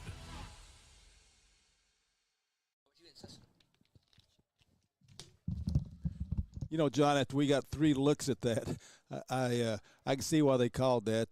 We used to call that the JOP, jump on the pile, just a good belly flop there and drive him in the ground. And so they'll attempt the extra point to make it an 8-point ball game. And we'll keep it a 1-score game, though. With 5:35 to go, if the point is good, the extra point is up and through. And they'll assess that penalty on the kickoff. So Lafayette will probably have good field position and another chance to go down the field and tie this game up. They can get the touchdown and the 2-point conversion. But you go back to that drive, Bill, a very methodical, well-put-together drive, and able to put it in from 6 yards out by Israel to make it a 8-point game. Yeah, and of course that great run by Trey Davis there, tight-roping the sideline and broke a couple of tackles, and then showed some good wheels for a big guy. Of course, you know, he is a wide receiver, so he should have some good wheels for him. But a 6-foot, 190-pound wide receiver is not the easiest guy to get down. A second look at that run by Davis. And a guy, as we There it mentioned, is. his first carry tonight. Just great job keeping his balance when it looks like he's knocked off. And great effort there. Sophomore, a very good run. And busy week next week with Glycod, the second round of the state tournament for football here in Kentucky. And you look at that, look at scores. Also break down the conclusion of this ball game. All the post-game shows, stay with us for that after the conclusion here tonight from Lafayette. GRC on top, about to kick it away from their 25 after the penalty, after the touchdown on the Cardinals. And the Generals about to get it back. We thank you for being with us. Bill Powell, John Baldridge, all our crew. Chris running the 1s and 2s over there, making us sound good tonight and everything good on your television at home. The kick away and taken back at the 24. Plenty of room to run here for the Generals. Out past the 35, close to the 40. And very good field position once again for Rance Payton and the offense. So we'll see Payton and the offense once again have struggled in the second half. An interception, a fumble. But a good kickoff return and a chance here for the offense to go back to work. Short of some big plays, they're going to need to get these plays called a little quicker here. Again, there's plenty of time to go down and score, but you don't need to be wasting any time. Make these snaps a little quicker in the play clock. 5.5 to go here in the fourth. Takes a snap, throwing off his back hips, got his man, and Stevens trying to break it right side, breaks off a tackle, gets close to the 50 and close to the sticks. Gets 9 of the 10 he needed. Quickly out of the hands once again of the senior and Rance Payton, and found Stevens and picks up 9 yards. And I've liked what I've seen from Jackson Stevens tonight. I was just going to say the same thing. He's really athletic, quick. He's the kind of kid you definitely want to get the ball in his hands, get him in space. So at the 49, needing a touchdown, moving it right to left from your TV at home. In a 14-6 game. Scrambling out towards his left, throwing across the middle, and short arms as a receiver is Rance Payton. Had a man at around the 35, and it brings up 3rd and 1. Just a little low. We'll see it here again as he rolls out to his left. And there's been time all night long, it's felt like, for Payton back there. Another same story of it there. And now 3rd and 1. See if they go on the ground here. And a jump here on the defense. Good hard count by Rance Payton. We've seen that a lot tonight by both teams.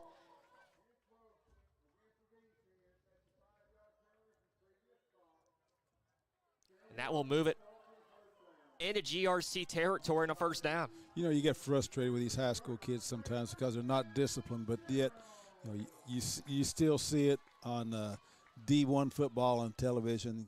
Guys are just so anxious to make a big play and be aggressive, and it works at that level as well. You don't see it too often in the NFL, though. First down to the 46, and another marker down. We'll check the yellow once again from the officiating crew who's been active tonight.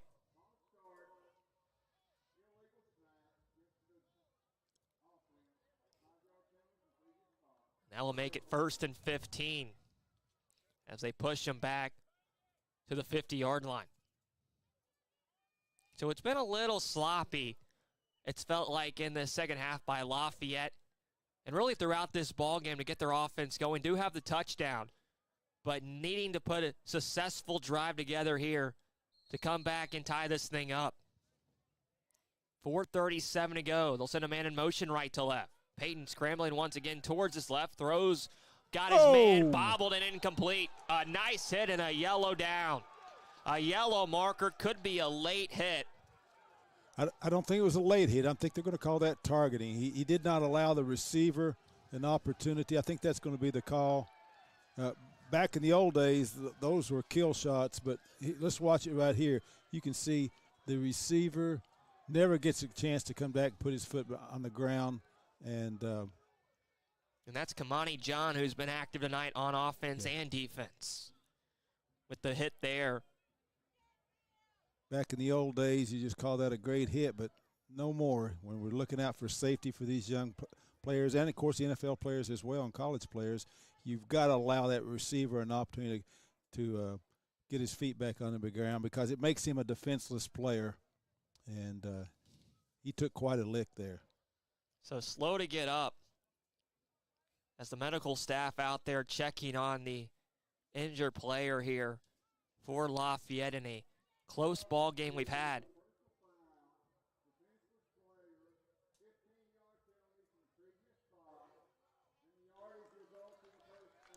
So a penalty and a personal foul here, as it's good to see the injured body for Lafayette and Cale Locklear, the receiver in his junior season, back to his own feet on his power.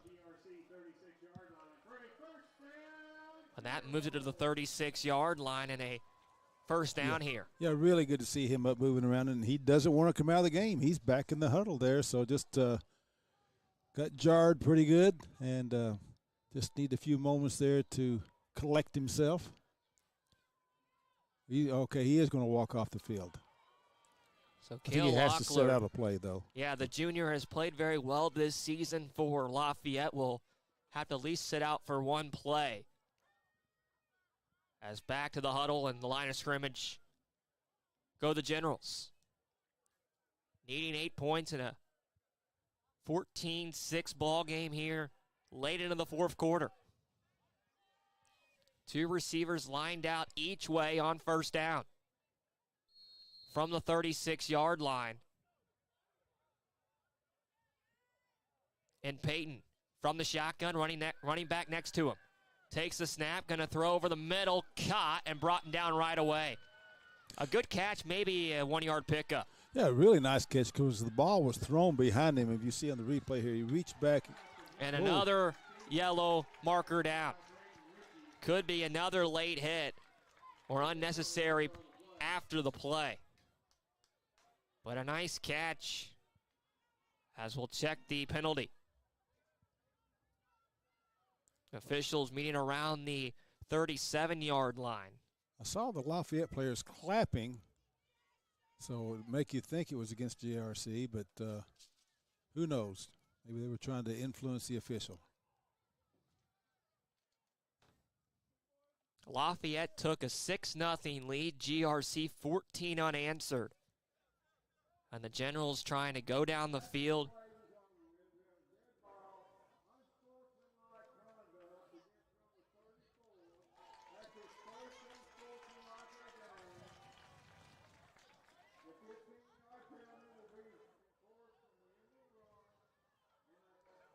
And Najee Harris, after the play, an unsportsmanlike conduct penalty.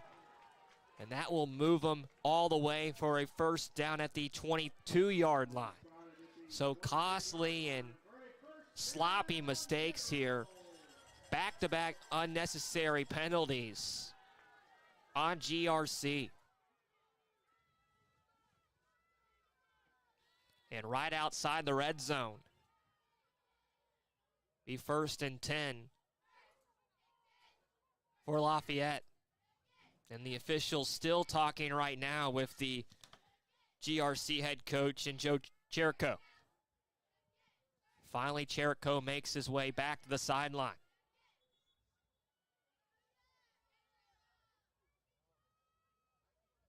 Now another hold-up in play as the officials meeting. Not sure, Bill, what's the clarification and what they're talking about down there, but we saw a couple of unnecessary roughness penalties here on this drive in the targeting a moment ago. I really don't know what they could be talking about. Okay. So they're moving it just a few more yards down. So inside the red zone, they're going to mark it at the 19-yard line. 4:17 to go in the fourth. 14-6 Cardinals. Generals moving. Inside the red zone.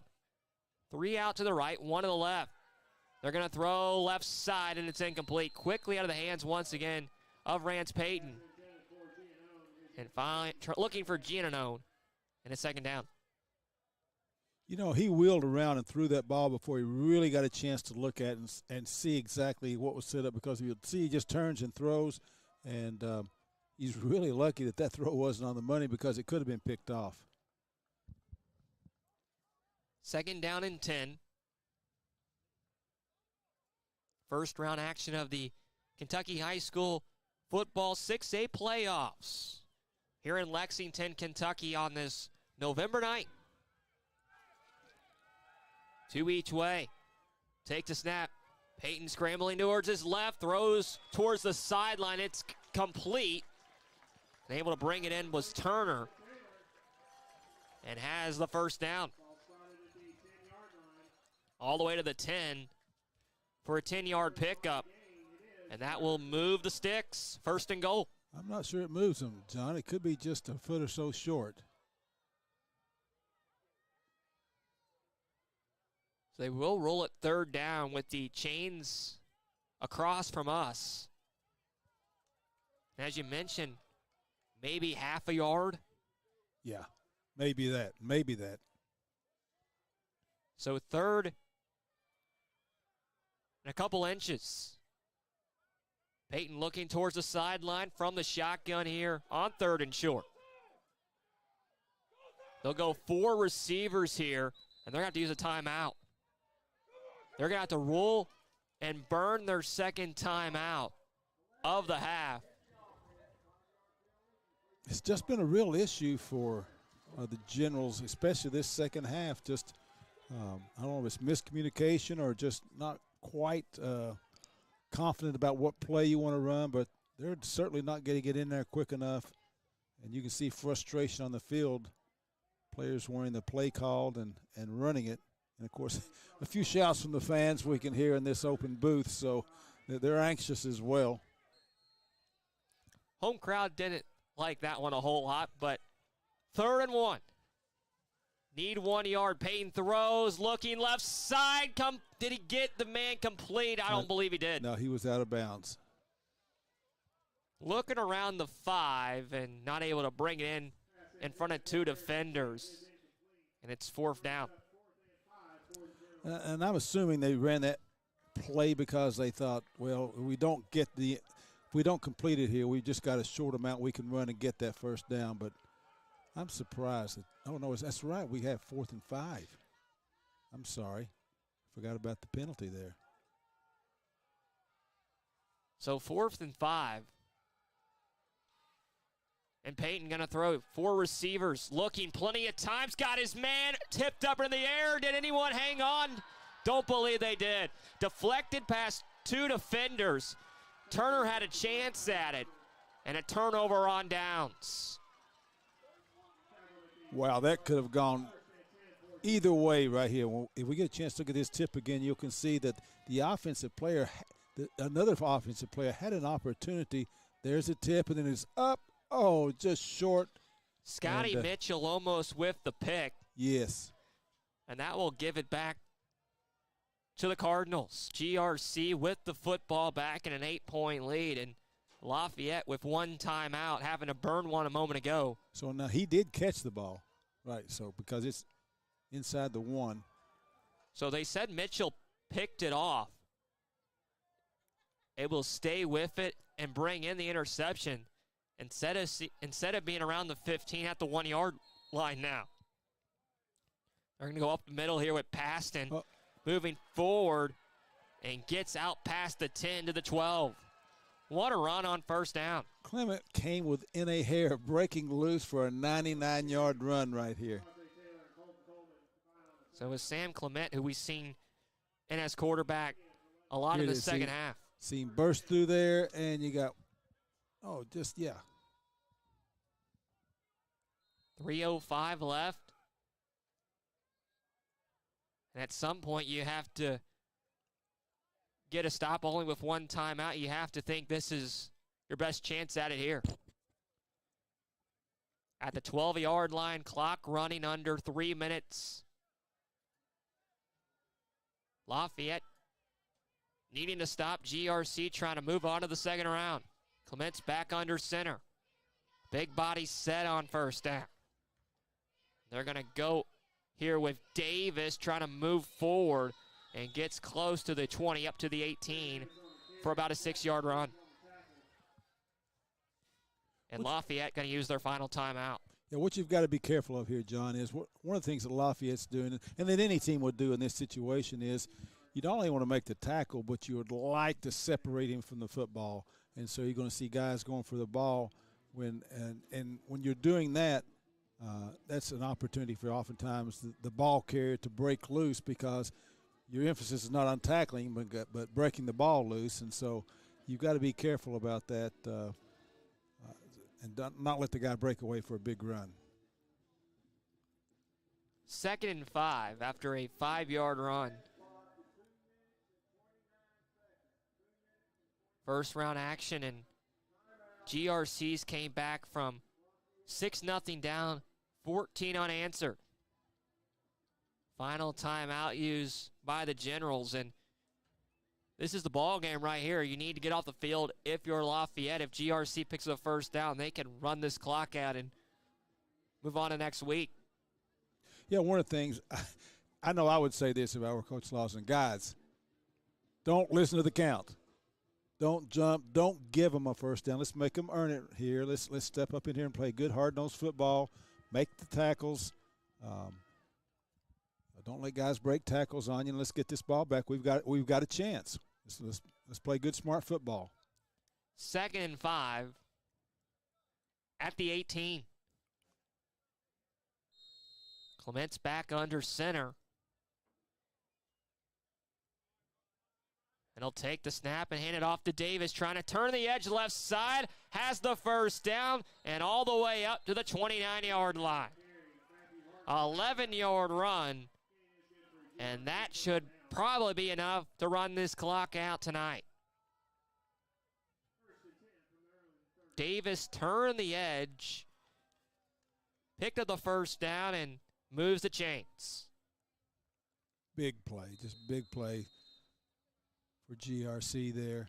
You go back, and Lafayette having to burn a couple of timeouts on the offensive side of the ball in this third, one in the third, one in the fourth quarter, and comes back to really bite you now, needing those timeouts.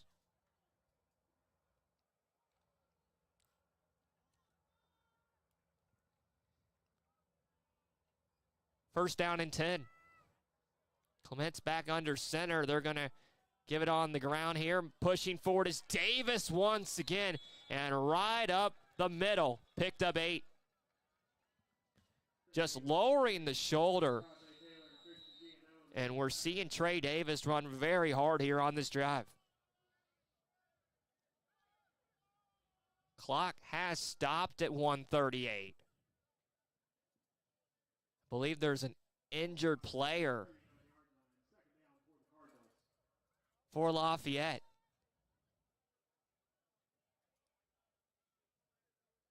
But here in Lexington tonight, Bill Powell, John Baldridge, and Bill, we've had a really fun ball game between two teams with a tough task next week, having to take on Frederick Douglass, but it's been a fun 47 minutes, almost 48 now we played here tonight, and GRC trying to come out of here with a victory. Yeah, I think for both coaches, this game was important in terms of getting your program going in the right direction and making an advancement in the playoffs here, no matter how short-lived it may be. Now, I say that, man, that's why you play the games. Anything can happen.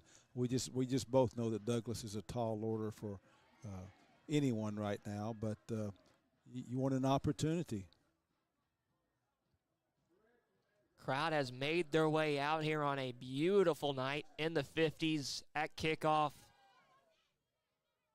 Friday Night Lights at Lafayette High School here in Lexington. 2nd and 1 after a 9-yard run and a first down. We'll close the book. Be the coffin nail tonight. They're going to go on the ground. Davis trying to push forward, and he has 2 and has the sticks. And that will be all tonight as George Roger Clark comes on the road and defeats Lafayette, coming back from 6-0 down at halftime, and does just enough for a victory.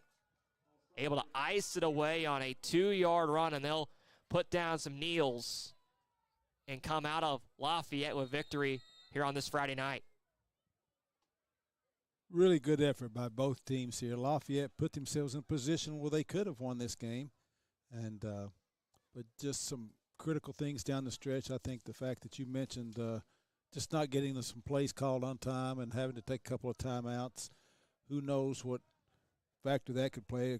As it stands right now, they've not been able to stop them running, so we don't know if that would have helped or not, but you certainly like to have those in the bank. Sam Clements will go back out there and take the snap as they're going to run here with Davis and a flag down. Surprised they're not taking knees. You know, I was going to say the same thing. I saw this in another game just recently, and, you know, you always just risk fumbling the ball, whereas when you go back and take a knee, you're not going to fumble. It's assuming you get the snap, you're not going to fumble the ball. And we've seen GRC a lot go under center tonight, so that shouldn't be a problem trying to take a knee from under center. No. And Sam Clements, who deserves to go out there and close this game, came in and didn't throw a single pass in the first half, had a touchdown in the second. Looks like they may be getting ready to do that now. And Clements has led this team here in the later stages. As you mentioned, looks like they will kneel it down. 1:01 left, and the kneel down, and now one away from walking out of here for a 14-6 win.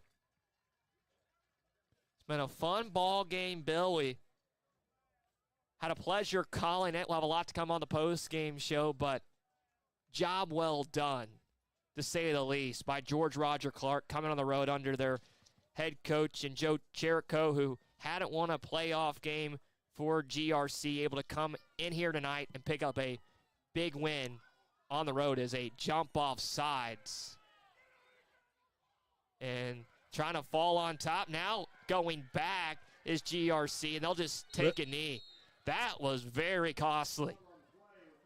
Looked like a player jumped off sides. Israel fell on top to finally take a knee. Referees and coaches got to get a hold of this, because it could, even with one more snap, if they make them take a snap, they shouldn't have to. I see 18.6 on the clock. Official's going to use a timeout for an injured player with 18 to go. And, of course, if you're Lafayette, you're hoping for a bad snap. But that clearly looked like somebody jumped off sides before the ball was snapped to his ball was snapped there to Clements. Yeah, I think coaches, just got to take his guys, let's just be classy here. If he fumbles the ball, obviously, or if he's standing with the ball, then he's certainly free game. But otherwise, let's keep this classy and clean. And it's been a good, hard-fought effort from both teams. You gotta I just talked about it, but what have you seen from Sam Clements here tonight, who came in the second half and played very well for GRC? Okay, of course, I don't have any dogs in this fight, but I'm going to tell you, Masson's a big, strong kid that runs well, but Clements just brings so much to the team that in his throwing ability. He's very accurate. He throws a nice, tight spiral. Every throw that I can remember was on the money, and he makes your defense have to prepare for a lot of different things. And, again, I don't see him day in and day out, but from what I saw tonight, I would certainly want him taking a lot of my snaps, especially if I thought I was going to have to throw to win the game. Against Douglas next week, they're loaded at a lot of positions on that defense, and so it'll be interesting to see what approach he takes to have a shot of winning that game. But I would want someone in there that he can still run the ball, and you can run the ball with him as quarterback, and he can throw the ball well. Personal foul penalty on GRC, going to push him back with 18 to go. Just need to take a knee, but we've seen some crazy things happen, so just got to take one more knee and ice this thing away. Third and about 35 here, but they'll take a knee. Clements ends the ball game, puts the kneel down, and GRC, what a response, came back here from 6-0 down for a 14-6 victory on the road and advance to the second round of the state tournament, defeating Lafayette by a final count of 14-6. Both teams shake hands. We'll come back while the post game in a moment on the Like Ya.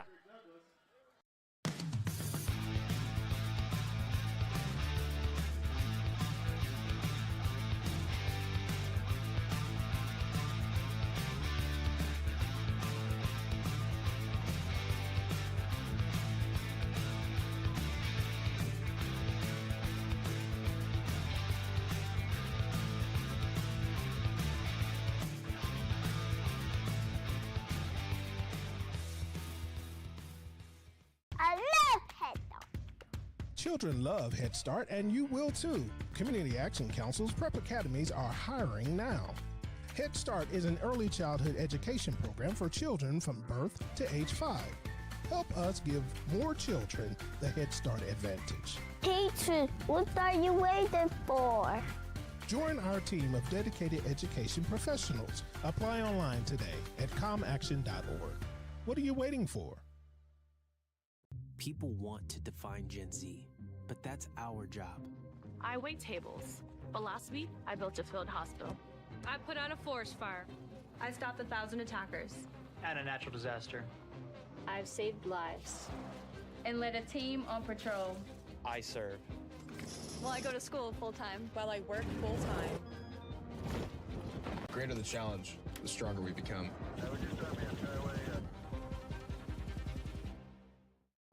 Central Kentucky Driving School is raising the bar in driver education because the safety of their students is too important for anything less.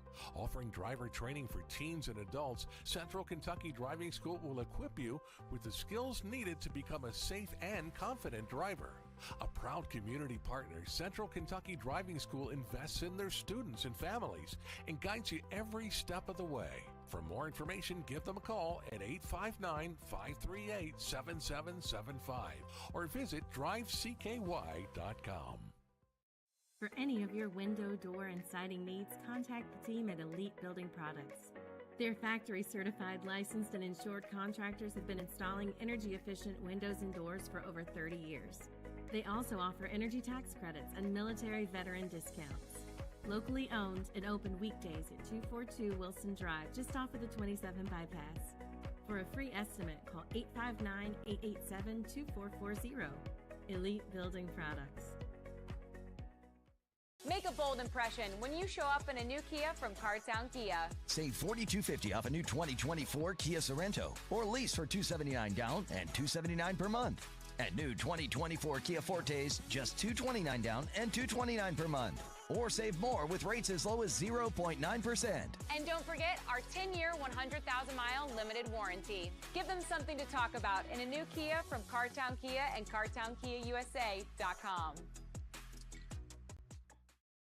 Tonight's post-game recap is brought to you by CSL Plasma. Be rewarded for your generosity. CSL Plasma. Do the amazing. Help save lives. Well, an impressive win for GRC, coming on the road from 6-0 down in the first round of the Kentucky High School football playoffs to put 14 on the board and just enough for George Roger Clark to go to the second round and win 14-6. Back in the broadcast booth with Bill Powell, John Baldridge on our post-game show here on Glykyacht. And Bill, we just talk about this ball game. I felt like George Roger Clark owned that second half. An interception and also a fumble by Lafayette really helped GRC, and they move on to the second round. Yeah, unless my memory fails me, they, Lafayette just never really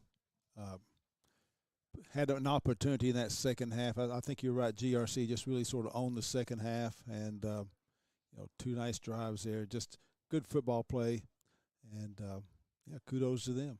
Yeah, Lafayette got down 4th and 5 inside the 10-yard line, but weren't able to get the fourth down, and that came back to bite you. But I felt like also George Roger Clark, they got some big punches. Talk about the drive of the game with Trey Davis, that big run of over 40 yards, and Israel was able to turn the corner from a 6-yard run out to make it a 14-6 ball game, and they really just played well in the second half to win this ball game tonight. And, you bring up a good point. That's the only time Trey Davis carried the ball, and you got to think, maybe we ought to put the ball in his hands a little more often than that, averaging 40 yards, and it was a heck of a run. He got a couple more later after that, but that was his first one tonight. Yes, yeah. And it was a fun ball game here. We thank you very much for being with us and all the work Glykyacht does. But we'll talk more about Lafayette and, where they go from here after this, and same thing for this GRC team. But a lot to come on the post-game show. That drive of the game brought to you by Central Kentucky Driving School. Central Kentucky Driving School helping people with raising the bar on driver's education. We'll take a break. 14-6 the final. We'll be back on Glide Count in a moment. With the confidence and security of a pre-owned Kia from Cartown Kia. This incredible certification package is loaded with a 5-year, 60,000-mile bumper-to-bumper warranty, a 10-year, 100,000-mile powertrain warranty, 10 years of national roadside assistance, and 2 years of free maintenance. Choose from over 70 certified pre-owned Kias or over 1,000 vehicles of all makes and models. It's new car driving at used cars prices with certified pre-owned Kias from CartownKiaUSA.com. Let's get real. For a lot of people, 4 years of college might as well be $1 million. With us, you can get a certificate in a matter of months and start a career right away. College for the real world. College for your world. Need a tow? Martin's Peterbilt Towing Service is here 24/7. Based in London and Pikeville, we will travel to you. Commercial trucks and trailers, no job too big. Call us 24 hours a day, 7 days a week. Martin's Peterbilt, keeping you rolling. Here to hear what's on your mind. Take this time to talk and get it right. You know I'll be there all your life. When you need me, I'll be by your side. Little everyday conversations about the dangers of underage drinking can make a big difference in a child's life. Talk, they hear you. People want to define Gen Z, but that's our job. I wait tables, but last week I built a field hospital. I put out a forest fire. I stopped 1,000 attackers. And a natural disaster. I've saved lives and led a team on patrol. I serve. Well, I go to school full-time while I work full-time. The greater the challenge, the stronger we become.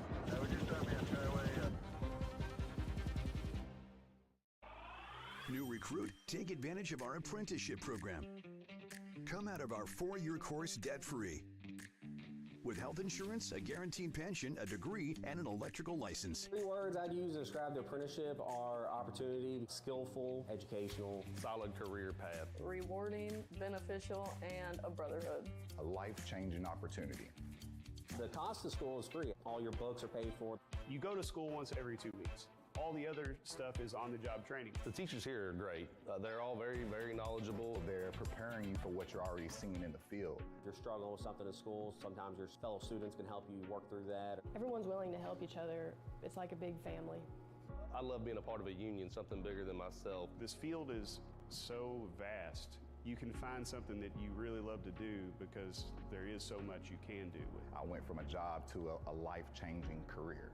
Power up your potential with the IBEW. This segment of tonight's game is brought to you by the Kentucky Army National Guard. Serve your country while going to school or work full-time. Find your fit at nationalguard.com. George Rogers Clark, an impressive first-round win in the state tournament tonight. 14-6 here at Lafayette and Lexington. Back on the post-game show, and it was a very fun ball game, Bill. We look at some of the stats from tonight's ball game, and you look at those numbers. George Roger Clark with 17 first downs to Lafayette's 13, and rushes for George Rogers Clark, 42 for 218, and Lafayette only 3 rushing yards on 18 attempts. Passing yards, Lafayette 224, George Rogers Clark 86, but Sam Clements came in through 92 net yards in that second half, along with 15 on that touchdown pass, and went very well, 11 for 16. What did you see from Sam Clements tonight? Oh, I just think he's a complete ball player there. He's a guy that runs the ball well, obviously, and he throws the ball. As I mentioned earlier there, he just really throws a nice tight spot where he's accurate. He throws on the run. He throws in the pocket, and he's a guy that I would look to going forward just on what I've seen tonight. Again, I never try to overlook what a coach sees because he sees him every day. And so, but what I saw sitting up here in the booth tonight is a guy that I would really like being my quarterback on the majority of the snaps. What are some other stats that really caught your eye here tonight? That's a good question. It's really the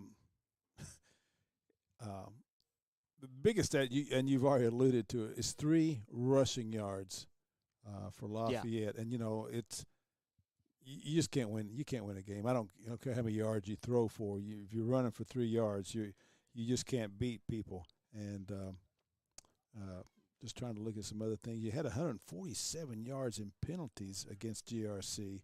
That's, if they had lost, I'm sure that you could point to that and say, that had to play a role. Mm-hmm. And that's something they'll definitely want to have to clean up next week when they go against Douglas, because it's going to take a really complete game from them to be able to compete and possibly beat Douglas. And you're not going to do it if you've got all those senseless penalties.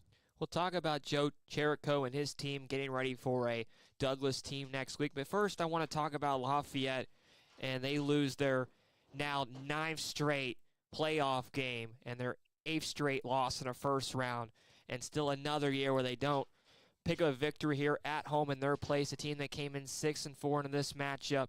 And you felt that John Lawson and his squad had a really good shot tonight, but where does the program go from here as you get ready for a long offseason and get ready for the 2025 season? Well, one of the things you allude to there, the last 9 playoff losses, that doesn't mean anything to kids anymore. For older people like us, we look at it and say, hey, that's a hurdle to get over. But, all they remember is last year, the next year. Yeah. And so I think he's got good numbers out. The kids seem to be playing hard. And I think he's turning the corner with these kids. And so hopefully he can get this program on sound footing and they can continue to get better. Tonight's scoreboard summary brought to you in part by IBEW Local 369. Power up your potential. We'll come back and look at who really caught Bill's eye and some of the key players into this matchup, and also talk about GRC as they get ready to take on Frederick Douglass next week. Cardinals win it 14-6 on Glide Cup. A bold impression when you show up in a new Kia from Cardtown Kia. Save $4,250 off a new 2024 Kia Sorento, or lease for $279 down and $279 per month. And new 2024 Kia Fortes, just $229 down and $229 per month. Or save more with rates as low as 0.9%. And don't forget our 10-year, 100,000-mile limited warranty. Give them something to talk about in a new Kia from Cardtown Kia and CardtownKiaUSA.com. Home of excellent service, support, and satisfaction, Lexington Outdoor Power Equipment is your one-stop mower shop.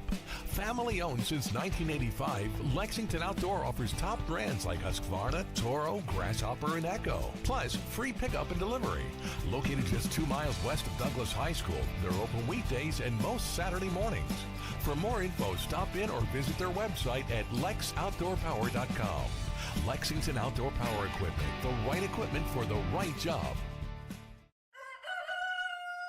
Calling all football fans. Come on down to Roosters, where the wings are hot, the drinks are cold, and the good times never stop. Roosters is where you can catch all the action of the game and enjoy a delicious meal. Choose from 15 varieties of sauces. Even try our burgers, salads, and out-of-this-world pizzas. Something for everyone at Roosters. Dine in, carry out, or let us cater. Open late for the Night Owls. Visit our Richmond Road location or off Nicholasville Road by Walmart.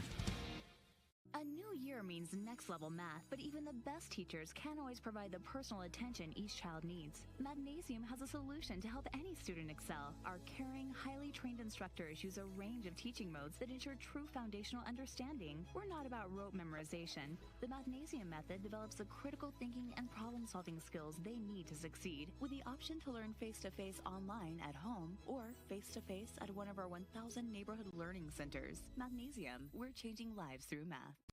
Let's get real. With us, you'll get a great education that can lead to a great career faster. Even better, you won't end up with crippling debt. College for the real world. College for your world. At Don Franklin, we're about more than just selling cars. We're about families, generations of them.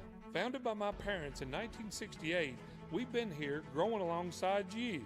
From the first family car to the newest model for the next generation, our values of trust, care, and commitment are in every handshake every deal. With over 5,000 vehicles to choose from, check them all out at donfranklinauto.com. Don Franklin, driven by family. For any of your window, door, and siding needs, contact the team at Elite Building Products. Their factory-certified, licensed, and insured contractors have been installing energy-efficient windows and doors for over 30 years. They also offer energy tax credits and military veteran discounts. Locally owned and open weekdays at 242 Wilson Drive, just off of the 27 bypass. For a free estimate, call 859-887-2440.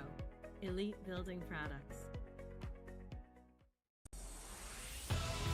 You're watching Central Kentucky High School Football on Glycod. Well, GRC wins it 14-6. We're looking you back on the post-game show on Glycad with Bill Powell, John Baldridge. And Bill, we look at the most outstanding players in tonight's action here, presented by Elite Building Products, locally owned and offering an outstanding selection of windows, doors, and siding. Stop at 242 Wilson Drive in Nicholsville or visit them online at elitekentucky.com. Who really stood out to you tonight? Well, I think Samuel Clemens, there's some Mark Twain thrown in there. Sam Clemens for a GRC, he ran for nearly 100 yards, or actually did 103 yards and did a great job passing, 5 for 8, threw really well.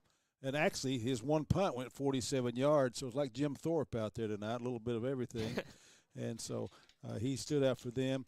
A little tougher to pick somebody for the Lafayette, but I think Jackson Stevens, showed some electric playmaking out there, running the ball. And, he got 66 yards receiving, and so saw some sparkle from him tonight for the Generals. And but those would be the two guys that I would pick up as players of the game. When you look at this GRC team, what are some things they need to work on? What are some things you really like from them tonight when they take on a Frederick Douglass team next week? Well, when they came out in that power eye in the first part of the game and tried to run the belly second man, and I don't know if they really tried to read the option there, but, Douglass is so big, and, they got the big tight end, the defensive end there that Cedric Works, I think is his name. It's D1 player and guys like that. It's going to be hard for them to run. I think they're going to have to be able to pass the ball to beat them, and maybe that might open up some of the running lanes for them. So, again, that would point to Clements maybe quarterbacking a little more, and maybe that way they can vary their offense and control the ball and have a shot of winning. As you can see on the monitor right now, Lafayette's still out there. You've been in these situations with baseball in high school and also football. What is it like after you lose a playoff game? I mean, they've been out there for 25, 30 minutes now. What are those conversations like? Well, that's a good question. One of the things that you want to do is you always want to end on a positive note. Of course, you're always ending on a loss unless you win the state championship, and so you want to congratulate people for their hard work and thank your seniors and for their contributions, but you also want to remind the kids that, hey, we're getting better. We've got an opportunity to continue to build this program. I think you made a big step forward here tonight, even though we lost. There's no such thing as a moral victory, but nevertheless, you want kids walking away feeling good about it. And as a football coach, you really want that commitment for them to say, hey, let's get in the weight room and let's really bust it in there, and then we'll have a different outcome this time next year. Let's just make sure that we commit ourselves to working hard for the next 6 or 7 months before we begin summer practice, and we'll get a different result next year. Coming up next week, a lot on Glycad as this GRC team gets ready for Frederick Douglass. You can look at Glycad's schedule at glycad.com for all the games coming next week here in your area, and a lot of good action to come. And when you look at Sam Clements, he only played a lot in that second half, used as a running back in the first half. Do you like the two quarterback set they have, or do you think they strictly go with Clements next week at the helm? Well, I'm sure they won't be listening to this for my advice. But, the old saying, when you got two quarterbacks, you really don't have any quarterbacks, and I don't really like that adage. But I just think that, Maston, is a good runner-up. He's a big, strong kid, but at the end of the day, Clement's just such a good thrower, and you want somebody he can run and throw the ball well, and that's what I would do. I would still find a place for Maston because he's such a big, strong athlete that they can use him in there, and who knows, put him at running back some like they did Clements, and that might be something to look at. But yeah, if I were coaching, yeah, he would definitely be my guy. Well, Bill, it's my third time working with you this year, and might be our last. I don't know if we'll have another game or not, but no, you've been traveling all over the place, Georgia, Tampa tomorrow, so best of luck with your future endeavors. Hope to work with you again down the road, and Chris for all his work over there, working the 1s and 2s, making sure we sound good and everybody gets a chance to work through those struggles. If we ever have anybody always works through it real easily over there and makes our job so much easier. So it's been a pleasure working with you, Bill. Same here, John. Thank you very much. And it was a good win for GRC tonight as well. It's always good to have Chris here. He makes it look real easy for us as George Rogers Clark will move on to the second round of the state tournament with a 14-6 win over Lafayette tonight. I'm John Baldridge signing off for Bill Powell and all our crew. We thank you for being with us so long. We'll talk to you next time back here on Glycod. From Glycod, this has been Central Kentucky High School Football, presented by Bluegrass Community and Technical College. Never underestimate you.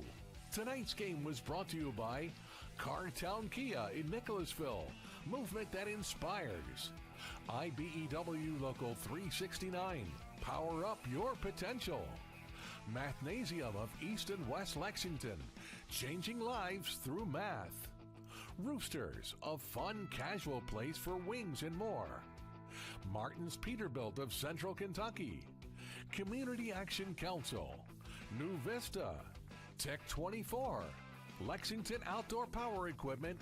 And Fast Signs. For schedule information about our upcoming broadcasts, visit our website, glicod.com, Facebook and Twitter @Glycod. We thank you for tuning into this live sports presentation from Glycod.